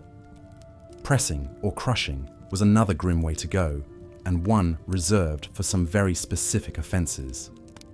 Those who refused to enter a plea at their trial could be subjected to peine-forte et dure, hard and forceful punishment, to compel them to speak. The accused would be laid on their back, naked, with a heavy board placed across their chest. Then, weights or stones would be piled on one by one, slowly constricting their breathing as the tremendous pressure mounted. The ordeal could last for hours or even days, as more and more weight compressed the chest and vital organs. Shallow, laboured breaths would grow further and further apart. Ribs would splinter and crack. Lungs collapse, and the heart strain to beat under the crushing load. Eventually, the poor soul would either gasp out a plea or expire from the slow agony of suffocation. One of the most famous cases of pressing was that of Margaret Clitheroe, put to death in this excruciating manner in 1586. Her crime: harbouring Catholic priests at a time when Catholicism was outlawed in England. Stripped and laid between two doors, she was crushed under 800 pounds of rocks over the course of 15 minutes. Before she succumbed, her last words were to pray for the Queen's salvation. Her steadfast faith in the face of such brutality led to her eventual beatification as a martyr. Burning at the stake was another particularly dreadful way to die, the visceral opposite of the holy cremation that marked an exalted end in some cultures. In medieval Europe, death by burning was reserved for sins of the soul and crimes against the church, punishments for heretics, blasphemers, and unrepentant witches. The condemned would be led to a towering pyre stacked high with bundles of dry kindling and tar-soaked logs. A stout wooden post rose from the centre, adorned with iron shackles or chains. As the prisoner was bound tightly to the stake, priests would make one final attempt to extract a confession and reconciliation with the church, the only path to salvation for their mortal soul. Whether they recanted or stood firm, the results were the same. Unforgiving flames would soon envelop them. Imagine the tremendous heat from the roaring blaze lapping at your skin, scorching your feet, making each breath sear your lungs. Cinders and sparks sting your eyes as stinging, acrid smoke clogs your nostrils. As tongues of fire lick higher, they blister and blacken the skin, rupturing and peeling it away in gory flaps and strips.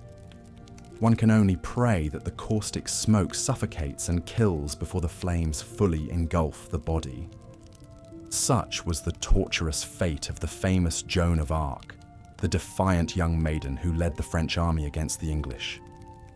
Condemned as a heretic for her brazen rebellion and insistence on male dress, she was burned at the stake in 1431 at the tender age of 19. In a final act of cruelty, her executioners raked back the flames when she was on the brink of death, so the gathered crowd could watch her expire. Her anguished cries of "Jesus" echoed in the square, long after the pyre collapsed to ash and embers. The rare punishment of boiling alive was every bit as shuddersome as burning, and then some. In a few gruesome cases in England, prisoners who committed acts of treason, murder, or even coin counterfeiting could be condemned to death by boiling in water or oil. One of the most notorious instances was that of Richard Roos, the cook of an English bishop convicted of poisoning his master and several other unfortunate diners. His sentence was to be boiled to death at London's notorious execution spot of Smithfield. In 1532, a great cauldron was erected and filled with water. Rose was strung up by his torso and repeatedly dunked in the scalding water. The flesh was literally boiled from his bones over the course of an agonizing hour until he finally succumbed. It's impossible to imagine the excruciating pain of being immersed in blistering hot liquid, skin peeling away, eyes and mouth searing. Each desperate gasp for air would only scald the throat and fill the lungs. Any witnesses surely recoiled from the hideous shrieks and grim stench of cooking flesh, but not before the ghastly sight was seared forever in their memories as a warning against the unimaginable suffering awaiting traitors. Perhaps the most elaborate and grisly form of execution was the notorious practice of being hanged, drawn and quartered. Mercifully rare, this was the ultimate punishment for crimes of high treason against the crown. The condemned man, usually a rebel or conspirator against the king, would first be dragged to the gallows on a slatted wooden hurdle pulled by a horse. Already brutalized and bloodied by the rough journey, he would then be hanged by the neck, but cut down while still alive. What followed next was a gruesome butchering and dismemberment that shocked even the most hardened executioners and onlookers. As the prisoner lay dazed and struggling on the blood-slick platform, the executioner would take his knife and slice open his abdomen with practiced cuts. Reaching inside the gaping cavity, he would pull out fistfuls of slippery, steaming entrails and toss them into a waiting cauldron. The man's screams of agony rent the air, soon turning to guttural gurgles as he choked on his own blood. But the ordeal was far from over. With the victim in shock and mercifully unconscious, the executioner would hack off his head with an axe and hold it aloft for the cheering crowd. Then, the arms and legs were severed as well, leaving a mutilated and unrecognizable torso behind. In a final desecration, the head and limbs would often be dipped in tar and displayed at the city gates or other public spots as a grim warning to others. The famous Scottish freedom fighter William Wallace allegedly suffered this grisly fate after leading a rebellion against English rule in the 13th century. After being captured and tried in London for high treason, Wallace was hanged until nearly dead, then cut down and disemboweled while still conscious. His organs burned before his eyes. Finally, he was beheaded and quartered, his severed head dipped in tar and mounted on a spike atop London Bridge. His 4 limbs were sent to the far corners of Britain as a stark warning against treason and defiance of the English crown. As we reflect back on these brutal scenes and shudder-inducing ordeals, it's natural to feel a mix of horror, revulsion, and perhaps even morbid curiosity. The dark chapters of history hold a grim fascination, even as they repel us with their cruelty. It's hard to fathom the depths of suffering that our fellow humans have inflicted on one another, in the name of justice, religion, or social order. But we must remember that these stomach-churning punishments, as horrific as they seem to our modern sensibilities, were very much a product of their time. In an era when life was often nasty, brutish, and short, when superstition held sway and the average person lived in grinding poverty and backbreaking labor, justice was equally harsh and unforgiving. The methods of torture and execution we've described were seen as a necessary means of maintaining law and order, of deterring crime and punishing those who dared to transgress against God or king.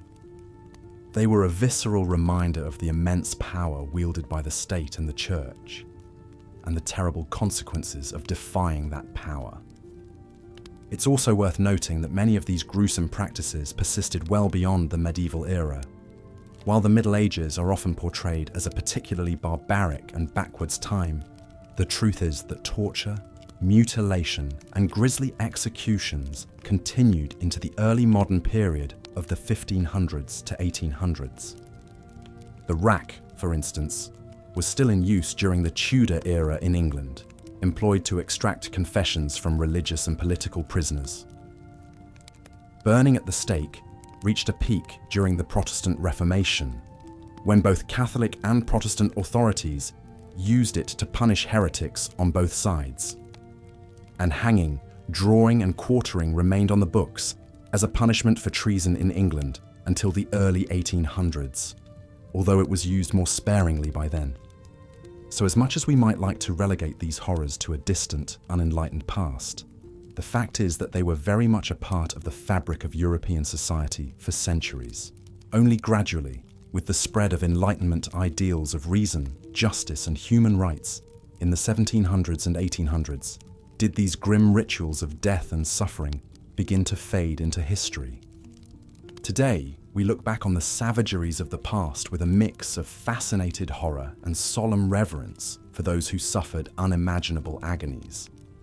We give thanks for the relative peace, prosperity, and rule of law that prevails in much of the modern world, while acknowledging that cruelty and injustice still persist in too many places.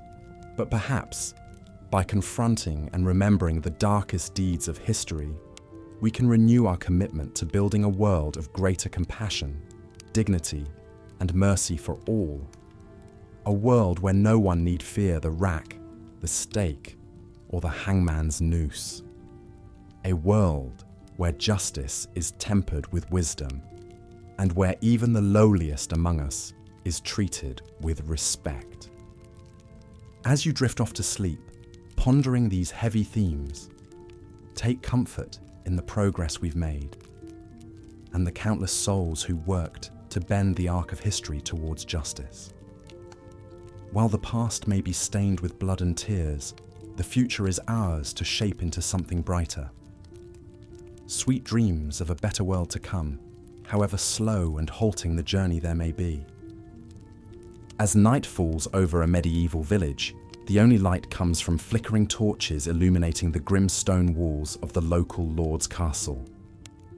For the unfortunate souls imprisoned within those walls, the darkness brings no respite, only the dread of what new torments the morning may bring, because in these brutal times, the penalties for crimes both great and small are often horrific beyond imagination. One of the most common punishments reserved for thieves, adulterers, and other petty criminals is a stint in the stocks or pillory. Picture, if you will, a hapless peasant, perhaps a young man who stole a loaf of bread to feed his starving family.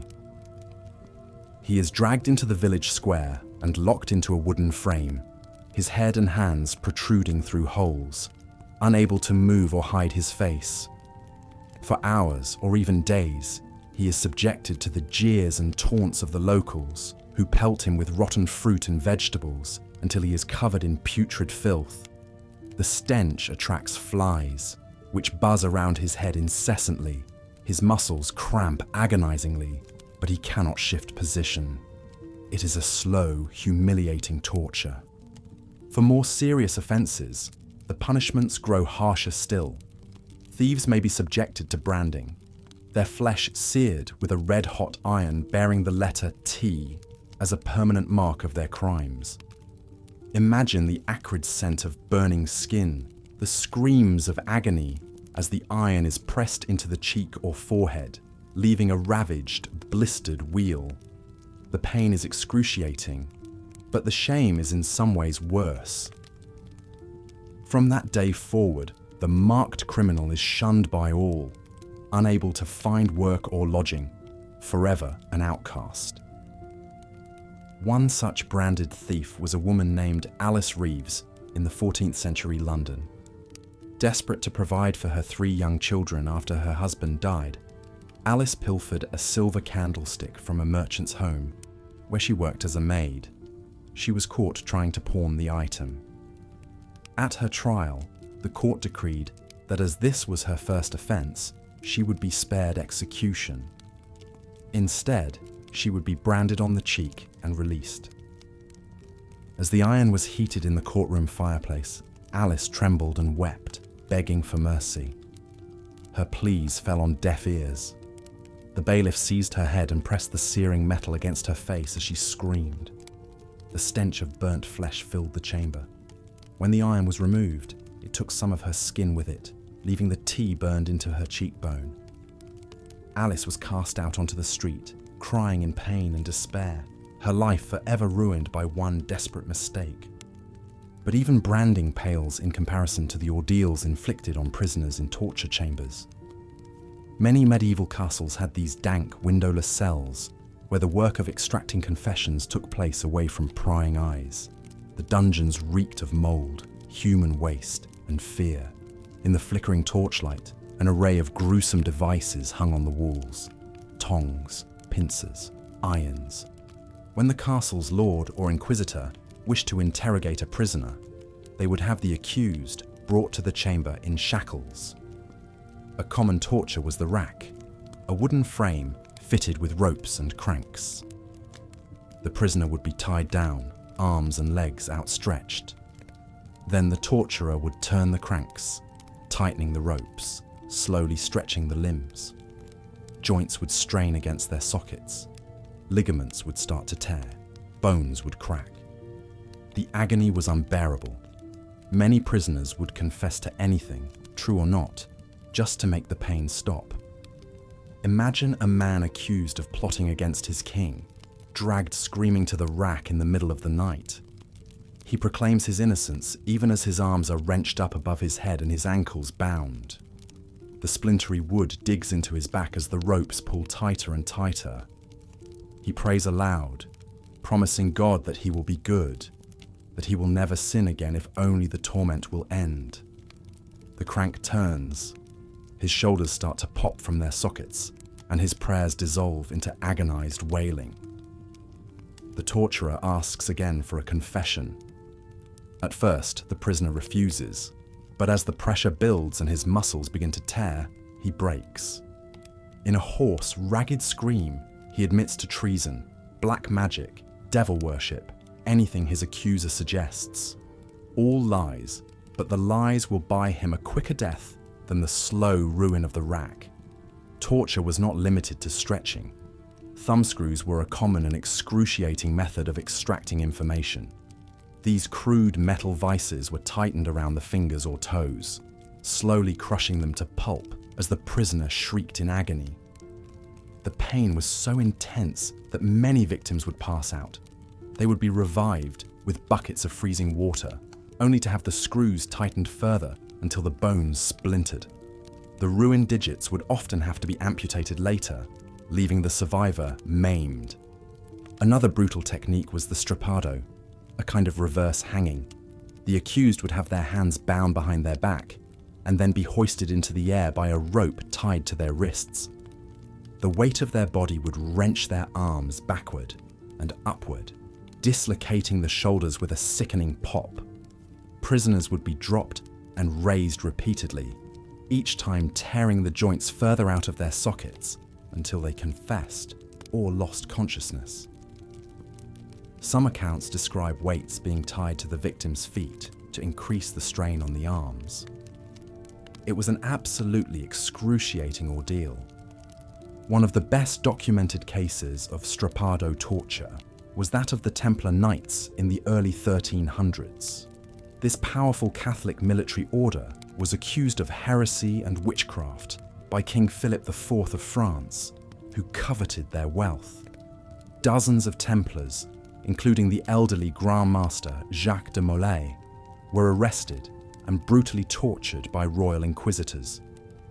Many of the knights were subjected to the strappado over and over, their shoulders wrenched out of place until they signed false confessions. Some had their feet held over flames to increase their agony.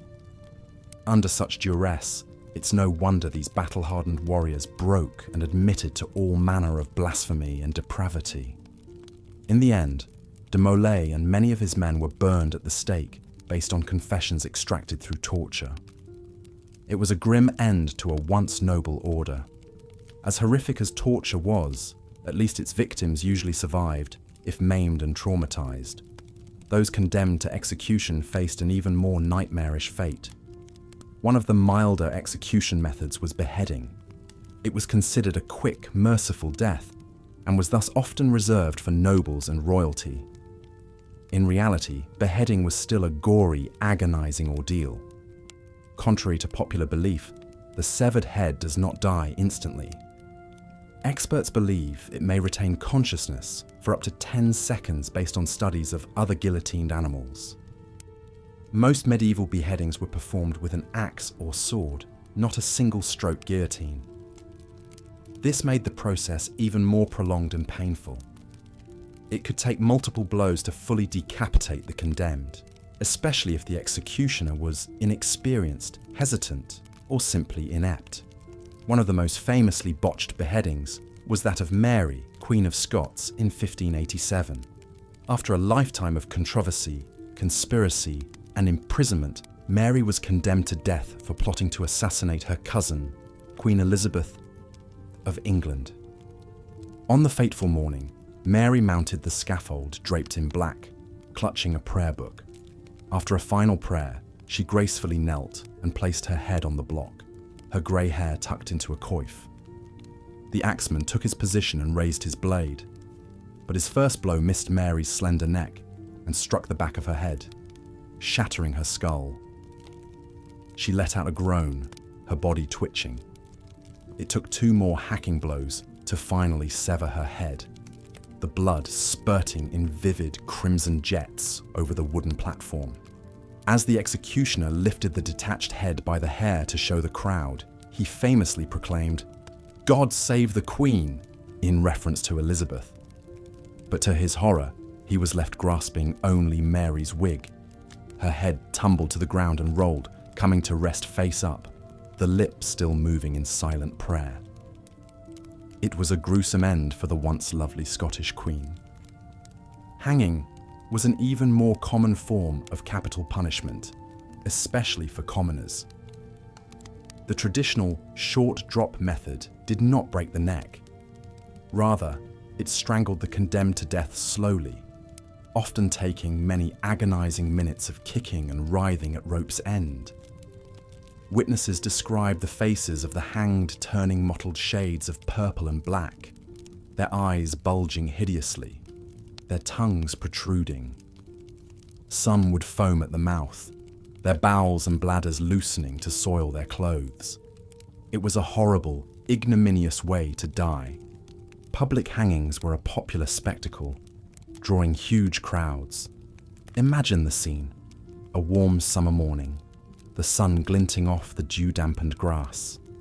The gallows stands stark against a clear blue sky, the ever-present ravens squawking and circling.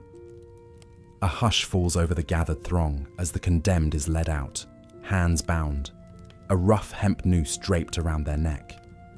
A local official drones out the charges: murder, rape, treason. The hangman pulls a rough cloth hood over the accused's face. There's a tense pause, then with a snap of the lever, the trapdoor opens. The hooded figure plummets, pulled up short with a sickening crack as the rope goes taut. Their legs jerk and twitch spasmodically, the only sound the creaking of the beam and the flap of bird wings. Slowly, the kicking weakens, then stops. The body hangs limp, swaying gently in the morning breeze, a gruesome warning to all who would transgress the law. While beheading and hanging were relatively quick, some capital punishments were specifically designed to prolong the agony. Pressing, for instance, involved placing increasingly heavy stones on the chest of the condemned until they either confessed or were crushed to death.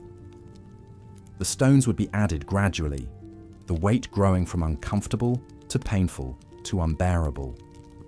It could take hours or even days for the accused to succumb, their ribs slowly cracking, the breath squeezed from their body ounce by torturous ounce. It was a truly hellish way to die. One of the most famous victims of pressing was a woman named Margaret Clitheroe in 1586. Margaret was a devout Catholic convert at a time when Catholicism was outlawed in England. She harboured fugitive priests in her home and held secret masses. Eventually, she was arrested and sentenced to pressing for refusing to enter a plea to the charges, believing the government had no right to try her for her faith. On the day of her execution, Margaret was stripped naked and spread-eagled on the ground, with a sharp rock beneath her spine, her wrists and ankles bound to stakes. A rough wooden door was placed on her chest and piled with stones. As the weight increased, she gasped out prayers, her ribs cracking audibly.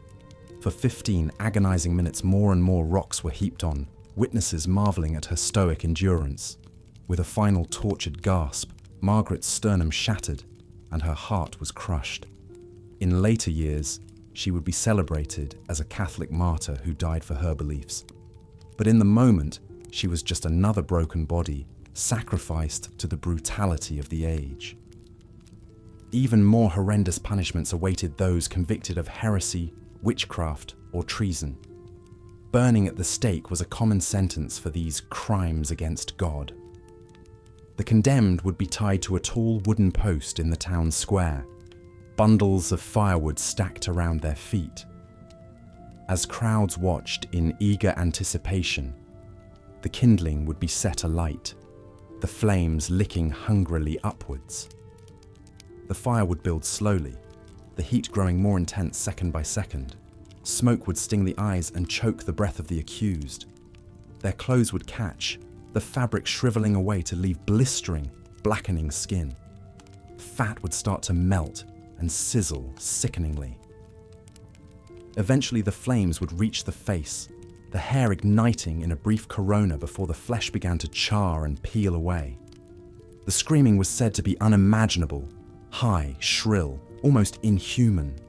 It would gradually weaken to feeble moans, then silence as the vocal cords were seared away and the lungs succumbed to the searing heat. In the end, there would be nothing left but a twisted, smouldering corpse slumped against the stake, wreathed in greasy smoke.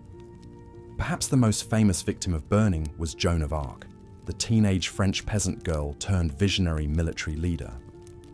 Guided by the voices of saints, Joan led the French army to improbable victories against the English, but her success earned her powerful enemies. Captured and tried for heresy and witchcraft, the 19-year-old was condemned to the flames. On the morning of her execution, Joan was dressed in a long white robe, her head shaved. She wept as she was tied to the towering stake, pleading for a cross to gaze upon in her final moments. One of the sympathetic priests fashioned a small crucifix from 2 twigs and held it up to her as the pyre was lit. Joan fixed her eyes upon it as the flames rose around her, calling out, "Jesus, Jesus!" Her cries turned to agonized shrieks as the fire engulfed her slender body. Within minutes she fell silent, succumbing to the smoke and the searing heat. As the flames died away, the charred corpse crumbled to ash.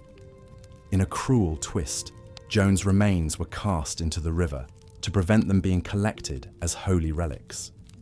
It was a tragic end for a young woman who had accomplished so much. Perhaps even more ghastly than burning was the punishment of the breaking wheel. This grisly sentence was reserved for only the most heinous crimes, such as banditry, murder, and treason. The condemned would be lashed spread-eagle to a large wooden wagon wheel, their limbs stretched out along the spokes. The executioner would then use an iron bar to methodically shatter the bones in each arm and leg with heavy hammer-like blows. The dull, splintering cracks of breaking bone would mingle with the victim's agonized screams and the jeers of the crowd. Once each limb had been crushed to a pulpy mess, the executioner would thread the mangled arms and legs through the spokes of the wheel. The wheel would then be hoisted up on a tall pole and left to spin slowly in the wind. The broken, bleeding body splayed across it was left as a grim warning. Death on the wheel was slow and excruciating, the victim lingering for hours or even days before finally succumbing to blood loss or shock. Sometimes crows or other scavengers would arrive to peck at the helpless condemned as they groaned and writhed weakly. It was a spectacle as brutal as it was effective at deterring crime. One of the most infamous breakings happened in 1757 to Robert François d'Amiens, who attempted to assassinate King Louis XV of France. D'Amiens stabbed the king with a penknife, causing a minor wound. It was a crime of staggering audacity, and one that demanded a horrific retribution. D'Amiens was condemned to be broken alive, then dismembered by horses, his body burned, and the ashes scattered to the wind. The execution was a public spectacle, attended by thousands. D'Amiens was fastened to a scaffold with iron shackles as the executioner heated pincers in a brazier. These red-hot tongs were used to methodically tear the skin and flesh from his arms, legs and chest, the wounds quickly cauterized by the searing metal to prolong his suffering. Molten lead and boiling oil were poured into the gaping holes as D'Amiens screamed in unfathomable agony. Next came the breaking. Each limb was inflexibly bound to a stout wooden plank, and with meticulous care, the executioner shattered the bones with an iron bar, turning the limbs to jelly with precise pulverizing blows. The broken, twisted arms and legs were then threaded through a wheel and hoisted up for all to see, a red ruin of flesh, sinew, and splintered bone. Incredibly, D'Amiens remained conscious and lucid, crying to God for mercy. Finally, in an attempted coup de grace, 4 horses were harnessed to each mutilated limb, whipped to pull in opposite directions to tear D'Amiens asunder in one swift, brutal motion. But his tendons had been so destroyed by the tongs and the wheel that his limbs would not separate. The horses strained repeatedly against his dead weight as he wailed in boundless torment. It took many attempts and multiple axe blows to finally sever each arm and leg. The detached, shredded stumps were tossed into a fire along with D'Amiens' blood-drained torso. The stench of burning meat filled the Parisian square as the assassin's remains were reduced to oily, black ash. The execution had lasted an unimaginable 3 hours. It was a slow death of unthinkable sadism, a level of cruelty difficult for the modern mind to fathom. But to the frenzied crowd, it was a just retribution against the branding wasn't only used to mark thieves and adulterers. It was also a punishment inflicted on other offenders like runaway slaves, deserting soldiers, religious dissenters, and seditious rebels challenging the crown. The mark was meant not just as a penalty, but as a visible, permanent warning to all of society about the consequences of transgression. Imagine a young woman named Alice, a peasant from a small English village in the year 1405. She had the misfortune of getting pregnant out of wedlock, a moral crime in the eyes of the church. As penance for her sin, the local authorities sentenced her to be branded on the face with the letter S for her unchaste sex. Picture Alice being dragged to the center of town, her arms bound tightly behind her back. The villagers gather around to witness her disgrace, their faces a mix of pity, disgust, and morbid fascination. A grim-faced clergyman reads out her crime and sentence, his voice dripping with condemnation. Alice sobs and begs for mercy, but her pleas fall on deaf ears. The blacksmith approaches, clutching a glowing hot iron poker from his forge. The metal tip is shaped into a menacing letter S. He positions it just inches from Alice's tear-stained cheek as she writhes against the rough hands restraining her. With a swift, forceful motion, the blacksmith presses the searing brand into her delicate skin.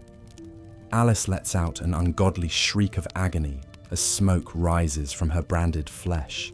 The stench of burning skin mingles with the palpable terror and revulsion of the crowd. After several excruciating seconds, the poker is removed, leaving behind a raw, blistered S. It's a mark of damnation that will forever mar not only Alice's face, but her whole existence in this judgmental world. As the years go by, Alice's brand heals into a raised, discolored scar. It's an inescapable reminder of her youthful indiscretion, one that affects every aspect of her hard-scrabble life. Mothers pull their children closer as she passes in the street, warning them not to end up like Scarlet Alice. She is shunned by most everyone in the village. No respectable man will marry her, and even employers hesitate to hire her. Alice covers the shameful mark with her hair and tries to hold her head high. But always, whether alone or in a crowd, she feels the brand searing into her very soul. In a society obsessed with sin and moral purity, a branded woman like Alice was as good as dead. Dead to love, dead to hope, dead to any semblance of a normal life. Such was the power of the brand to punish and ostracize, to condemn a transgressor to a lifetime on the margins. Of course, people of higher rank had ways to escape the brand's stigma. A noblewoman who fornicated might be sent to a convent rather than face public branding. A wealthy merchant could potentially bribe his way out of the sentence or have it commuted to a fine. But for commoners like Alice, the brand was a lifelong cross to bear, a torturous reminder that she failed to meet society's harsh demands. Branding as a punishment dates back to ancient times, but it reached its cruel zenith in medieval Europe. Millions of people over the centuries were disfigured and socially exiled by this brutal practice. Some may view Alice as an immoral woman who got her just desserts, but her tragic tale reveals the incredible cruelty of a world where one mistake could forever condemn even the humblest citizen to the pitiless wrath of church and state. With that sobering thought, let us leave poor Alice to her never-ending torment and continue our journey into the darker recesses of medieval justice. We descend now into the dank bowels of the torture chamber, a hell of human creation where the cries of the damned echo ceaselessly. Steel your nerves and gird your stomach, dear listener, for the worst is yet to come. The medieval dungeon was a shadowy labyrinth of suffering, a stone-clad womb of misery where the forsaken were swallowed up to face their nightmares made real. These subterranean chambers were often carved directly into the bedrock beneath a castle's keep, as cold and unyielding as the hearts of the monsters who constructed them. Imagine a damp, frigid cell hewn from coarse limestone. The only light filters in through a small barred window high up the wall, a weak and sickly illumination that does little to dispel the oppressive gloom. The air is thick with the stench of decay, despair, and human suffering. Chains and manacles hang from the walls, still greasy from the flesh and fluids of previous occupants. Dried blood speckles the floor, along with itinerant rat droppings and mouldering straw. Into this foul oubliette, the accused were thrown to await their interrogation and torment at the hands of professional torturers. These grotesque men were artists of agony, masters of extracting confessions through the infliction of hideous bodily anguish. Their grim arsenal consisted of diabolical devices like the rack, the strappado, and the Iron Maiden. Infernal machines designed for one sinister purpose: to break the body and shatter the spirit. The rack was one of the most widely used of these instruments. It consisted of a large rectangular wooden frame with rollers at both ends. The victim was spread-eagled naked upon the cordage and bound by the wrists and ankles. As the interrogator posed his questions, the rollers were turned by handles, steadily increasing the tension on the ropes. Envision a burly jailer cranking the creaking wooden cogs, tightening the ropes and stretching the helpless prisoner's body to its utmost limits. Limbs elongate agonizingly. Muscles and sinews scream in protest. Joints creak and strain against their sockets. The hapless captive howls in pain, feeling his very bones slowly separating. Yet still, the implacable inquisitor continues, determined to wring out a confession, true or false, via this excruciating method. There are many documented cases of people being literally torn asunder on the rack, rent limb from limb, until their taut and tortured sinews could take no more and gave way with a sickening wet snap. One can only imagine the ungodly shrieks and groans, the percussive pops of dislocation, the warm blood spattering as skin and muscle distend beyond their capacities and rip like overwrought linen.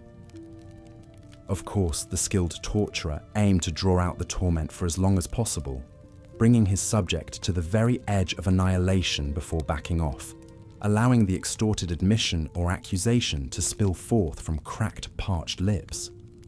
The power of the rack to elicit a desired confession was undeniable.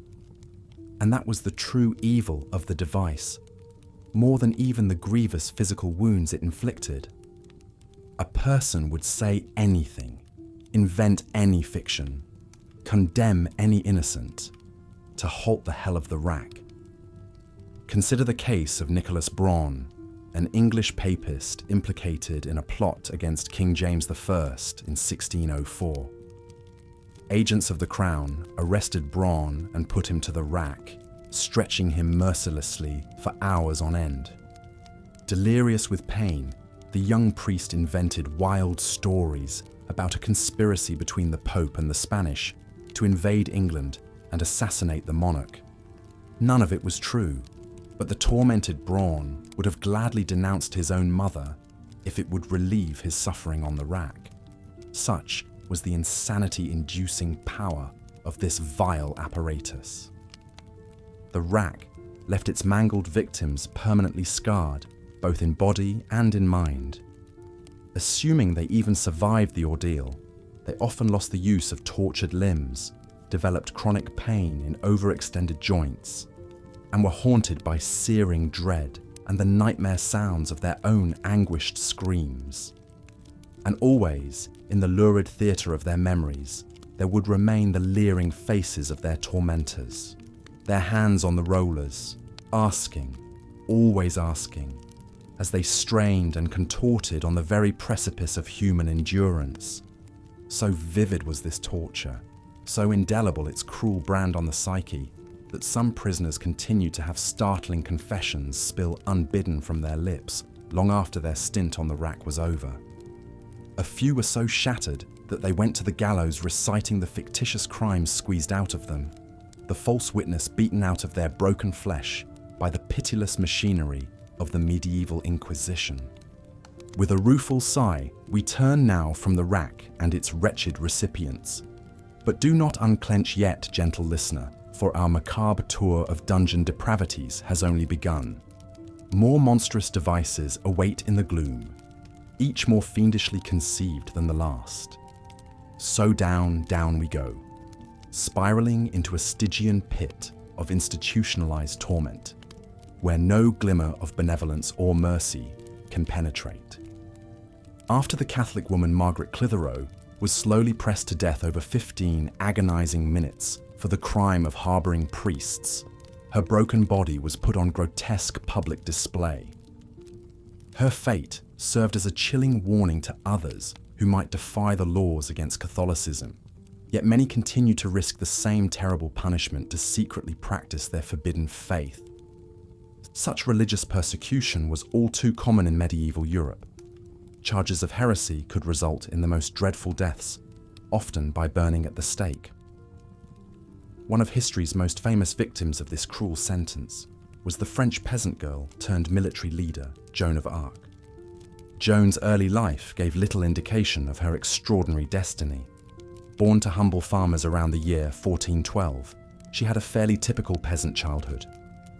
But as a deeply pious young girl, Joan began experiencing vivid religious visions that she believed were messages from God. Divine voices guided her to take up arms and help crown a French king to drive out the occupying English forces. Displaying remarkable charisma and conviction, the teenage Joan gained an audience with the French royal court. She won the tentative support of Crown Prince Charles, who desperately needed a morale boost for his beleaguered troops. Outfitted in men's armor and wielding a white banner, Joan led the French to several improbable victories against the English, bringing hope to her war-weary people. But Joan's brilliant military career proved short-lived.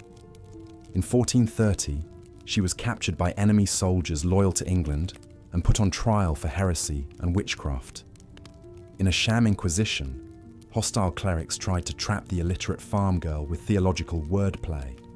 Joan's claims of divine guidance were used to condemn her as a blasphemous heretic. Found guilty, the 19-year-old was sentenced to burn at the stake. On the morning of her execution, Joan was tied to a tall pillar in the town square of Rouen, with bundles of wood stacked beneath her feet. As crowds looked on, the pyre was set alight. Witnesses recalled the thick smoke and fierce heat of the rising flames, engulfing the slight figure in white. Joan's anguished cries carried over the crackle of the blaze, until finally, her once lively voice fell silent. The English executioners raked back the coals to reveal the blackened, smoking corpse, but Joan's heart, it was said, remained untouched by the flames. Her ashes were callously scattered in the River Seine. In a cruel twist of fate, Joan was later cleared of all charges and declared a martyr by the Pope. Today, the illiterate peasant girl is venerated as a saint, while her English persecutors are remembered as the true villains. For the crime of unwavering faith, Joan of Arc suffered an excruciating death, her short life extinguished in one of the most terrible execution methods ever conceived. Burning was considered a particularly fitting punishment for heretics, as the purifying power of flames was thought to destroy evil and cleanse the soul. But other horrific forms of execution were also used to make a lasting example out of the condemned. The gruesome spectacle of the breaking wheel was almost unrivaled in its slow cruelty. Typically reserved for the most loathed criminals, breaking on the wheel began with the victim firmly tied to a large cartwheel, limbs splayed between the spokes. With a heavy iron cudgel or the blunt edge of an axe, the executioner would methodically smash the knees, elbows, shoulders, and hips, shattering each joint with hammer-like blows. Some variations started with the legs and worked up, prolonging the agony. Shattered bones ripped through flesh as the wheel slowly revolved, turning the criminal into a mangled wreck. The grisly remains would then be woven through the wheel spokes and hoisted on a tall pole, left to die of shock and exposure over hours or days. Crows pecking at their flesh, the broken bodies served as a grim reminder of the price of crossing the law. One of the most infamous victims of the breaking wheel was the highwayman Peter Stump, better known as the werewolf of Bedburg. In the 16th century Germany, Stump spread terror across the countryside, accused not only of murder and robbery, but of black magic, rape, cannibalism, and shapeshifting into a ravenous wolf-like beast. While the more fantastical charges against Stump seemed like fearful peasant superstition, his reputation as a violent bandit was well established. After his capture in 1589, Stump confessed under torture to killing 13 children and 2 pregnant women, ripping the fetuses from their wombs to devour. He expressed no remorse for his depraved crimes.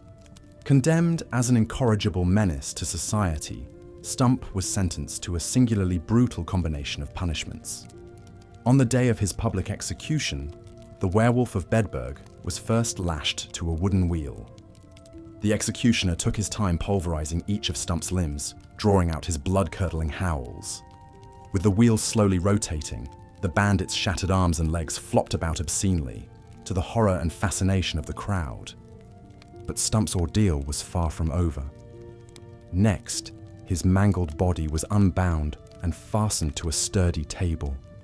In full view of the enthralled mob, Stump had his flesh ripped from his broken bones with sharp pincers in 10 agonizing places.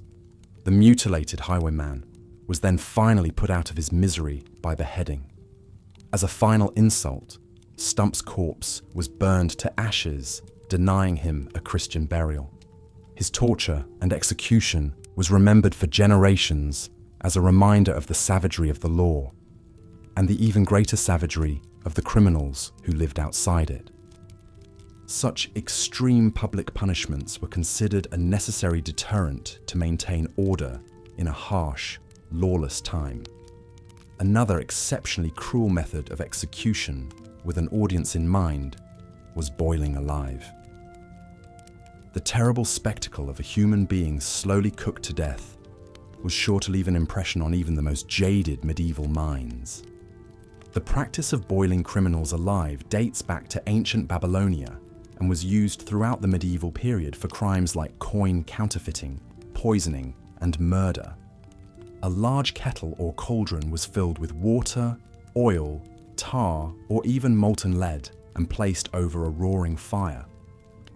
The cauldron was often put on public display in the hours beforehand, the rising steam and bubbling surface hinting at unimaginable agonies to come. When the liquid reached a torturous temperature, the condemned would be lowered in with ropes or chains, thrashing and shrieking as their skin reddened and blistered on contact. More often, the victim was suspended above the seething vat and slowly immersed over time, intensifying the pain. As the minutes ticked by, flesh sloughed from bones in gruesome strips, eyeballs burst, and internal organs cooked inside the body. No matter how much they begged for mercy or struggled to escape, the outcome was always the same: an ugly, agonizing demise. After a seeming eternity, the criminal's lifeless, stewed corpse would be fished out with hooks and unceremoniously dumped for disposal. One of England's most high-profile murders by boiling occurred in 1531. Richard Rose, a cook in the household of the powerful Bishop of Rochester, was arrested for attempting to poison the clergyman and his guests. Rose had allegedly stirred a lethal toxin into a pot of porridge, killing 2 people and sickening many others. While Rose claimed it was an accident, he was convicted of treason for his suspected assassination attempt and sentenced to be boiled alive.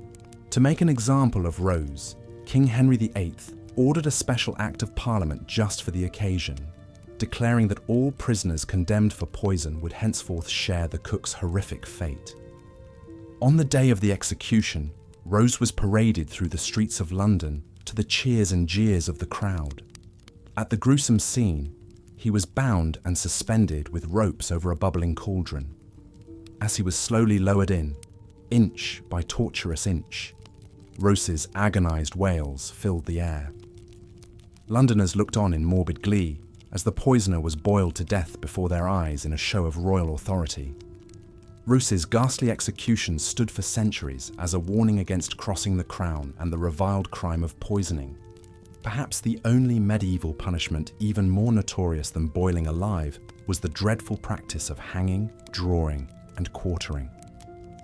Reserved for the most hated enemies of the state, this grisly combination of execution methods was designed to inflict the maximum possible suffering and indignity.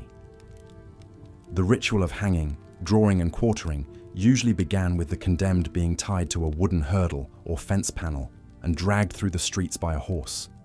The jostling, scraping journey to the scaffold was both degrading and agonizing, leaving the prisoner bruised and bloodied before the execution even began.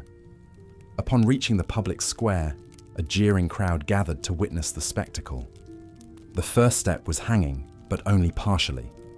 The condemned would be dropped from a platform with a rope around their neck, but cut down and revived before they could choke to death. Then came the drawing, a euphemism for disemboweling. The executioner would take a sharp knife and slice open the prisoner's abdomen, pulling out yards of slippery intestines and organs and tossing them into a waiting bucket or fire. Mercifully, this was often fatal, but not always. If the condemned was still alive, they faced the final horror of quartering. Their body would be hacked into 4 pieces with an axe. The severed head was often put on a spike and the quarters sent to the far corners of the kingdom as a terrifying display of the king's wrath. Sometimes the head was even dipped in tar to preserve it as a long-lasting warning. The quartered pieces might be left for the crows, tossed into a fire, or buried in unconsecrated ground, denying the eternal rest of a proper Christian burial. The grim litany of criminals subjected to hanging, drawing and quartering reads like a who's who of medieval English villains. In 1305, Scottish rebel leader William Wallace was given a traitor's execution for rising up against King Edward I. The fierce warrior suffered the full punishment, hanged by the neck, cut down while still alive, disemboweled, beheaded, and cruelly quartered. In 1606, Guy Fawkes met the same terrible fate for his role in the failed gunpowder plot to assassinate King James I and restore a Catholic monarch. Fawkes was sentenced to the usual traitor's death, but he cheated the executioner by jumping from the scaffold and breaking his own neck. His co-conspirators weren't so lucky, enduring the grisly full quartering as crowds roared in bloodthirsty approval. The last victim to be hanged, drawn and quartered in England was the French spy François-Henri de la Motte, executed in 1781 for treason. His screams haunted witnesses for years after. While the punishment was later officially abolished as a relic of a more brutal age, its gory legacy remains seared into history and popular imagination, a reminder of the cruel extremes of the medieval justice system. Why were the punishments of the Middle Ages so brutal and barbaric by today's standards? In part, it's because people led short, harsh, dangerous lives, intimately acquainted with death and suffering. Executions were public entertainment, a salutary spectacle.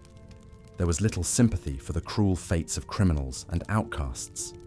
But ironically, over-the-top punishments may have encouraged worse behavior in the long run. If all crimes were punished severely, there was little incentive for restraint. It was a vicious cycle of cruelty, begetting more cruelty. Gratefully, our modern justice systems have come a long way from the torture chambers and gallows of old. The medieval thirst for vengeance and retribution has largely given way to principles of fairness, rehabilitation, and humane treatment of prisoners. Most countries have abolished the death penalty entirely. We can look back on the monstrous punishments of the Middle Ages as a grim but fascinating relic of our distant past, a part of our history that we are grateful to leave behind. As the last warble of the songbirds outside heralds the coming of dawn, we can drift off to sleep, our dreams untainted by the nightmarish spectre of medieval cruelty and injustice. As the wretched criminal was led to the gallows, a hush fell over the gathered crowd. They had witnessed hangings before, but each one still carried a weight of grim finality. The condemned man, a thief and a brigand, had little sympathy from the onlookers. They saw his execution as a necessary cleansing, a removal of a rotten element from their society. The executioner, a hooded figure clad in black, stood impassively as the prisoner was brought before him. With practiced motions, he secured the noose around the man's neck, the rough hemp scratching against his skin. The thief's eyes darted wildly, searching for some last-minute reprieve, but none was forthcoming. At a nod from the local magistrate, the executioner pulled the lever. The trapdoor beneath the condemned man's feet swung open with a clatter, and he plunged downward. The rope snapped taut, and a sickening crack echoed across the square as his neck broke. His body twitched and danced, feet kicking at empty air before finally going limp. Justice, in the eyes of medieval society, had been served. Not all those who met the hangman's noose had their necks broken, however. In many cases, death by hanging was a slow and agonizing ordeal. The condemned would dangle, choking and gasping, as the rope gradually cut off their air supply. This strangulation could take several long, excruciating minutes. It was a fate that befell a great many people during the Middle Ages, from common criminals to political dissidents. The gallows were a constant presence in medieval towns and villages, a grim reminder of the consequences of running afoul of the law. Yet even hanging, for all its brutal efficiency, was far from the worst fate that could befall those convicted of crimes in medieval Europe. For those who had committed particularly heinous acts, or who had aroused the ire of powerful people, even more gruesome punishments awaited. One such punishment was pressing. The condemned would be laid on the ground, and heavy stones or iron weights would be gradually piled upon their chest. The weight would slowly crush the victim, making each breath more difficult than the last, until eventually they suffocated under the immense pressure. This was the fate of Margaret Clitheroe, a woman living in 16th century England. Her crime was harbouring Catholic priests, an act that had been outlawed as the country underwent the tumultuous religious changes of the Protestant Reformation. For her defiance, Margaret was sentenced to pressing. She endured this ordeal with remarkable courage, refusing to plead and thereby denying the authorities a formal trial. As the weights pressed down upon her, she is said to have whispered prayers until her last breath. Her martyrdom made her a symbol of faith and resistance for England's persecuted Catholics. While pressing was a terrible way to die, it paled in comparison to the agony of being burned at the stake. This punishment was often reserved for those convicted of heresy or witchcraft, crimes against the very soul of medieval society. The condemned would be tied to a wooden post surrounded by bundles of firewood. As the flames were lit, they would quickly spread, consuming the dry tinder and licking at the victim's clothes and skin. The heat would become unbearable, the smoke thick and choking. Those burned at the stake would suffer an excruciating death, their screams echoing over the crackle of the flames. It was a slow and terrible way to die, often with crowds of onlookers watching the grisly spectacle. One of the most famous victims of burning was Joan of Arc, the young French peasant girl who claimed divine visions and led her country's armies against the English. Despite her successes on the battlefield, Joan was eventually captured and put on trial for heresy. The trial was a farce, more about politics than justice. Joan's refusal to submit to church authority sealed her fate. She was sentenced to burn. As the flames consumed her, she clutched a crucifix and cried out the name of Jesus. Her ashes were scattered in the Seine to prevent her followers from collecting relics. Joan's story illustrates the capricious and often cynical nature of medieval justice. Those in power could use accusations of crimes like heresy to eliminate threats and consolidate their own positions. The horrific punishments they inflicted were as much about sending a message and enforcing control as they were about dispensing true justice. Perhaps the most infamous of all medieval execution methods was the grisly practice of hanging, drawing, and quartering. This was the ultimate punishment for high treason, a crime against the very foundations of the social order. The condemned traitor would first be dragged behind a horse to the place of execution, a symbolic act representing their loss of status and dignity. They would then be hanged until nearly dead, their limp body cut down before the life had fully left it. What followed was truly horrific. The executioner would cut open the traitor's belly, spilling their guts onto the ground. Their entrails would be burned before their eyes as they watched, still clinging to the last threads of life. Finally, their body would be beheaded and chopped into 4 pieces, the quarters of the punishment's name. This was the gruesome fate met by William Wallace, the Scottish knight and rebel leader who defied English rule. After leading a spirited resistance and winning several battles, Wallace was eventually captured and brought to London for trial. He refused to submit to English authority, denouncing the court and declaring his allegiance only to Scotland. For this defiance, he was sentenced to the traitor's death of hanging, drawing, and quartering. Contemporary accounts describe the awful scene in grim detail. Wallace remained stalwart to the end, enduring each awful stage of his execution with remarkable courage until the final blow of the axe ended his suffering. His body was dismembered, and his head was mounted on London Bridge as a warning to other would-be rebels. But rather than quell the Scottish resistance, Wallace's martyrdom only served to inspire further rebellion. His grisly death became a rallying cry, a symbol of the cruelty of English oppression and the unyielding spirit of Scottish independence.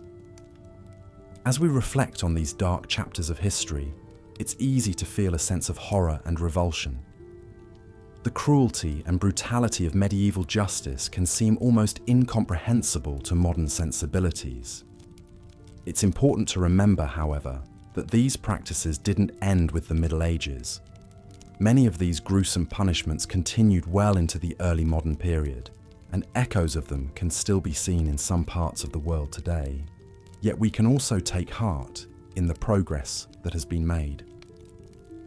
Over the centuries, as societies have evolved and values have shifted, many of the most brutal practices of medieval justice have been abolished. The rise of Enlightenment ideals, the growth of democratic institutions, and the recognition of universal human rights have all contributed to a gradual civilizing of the justice system. Today, in much of the world, the focus of justice has shifted from retribution and deterrence to rehabilitation and restoration.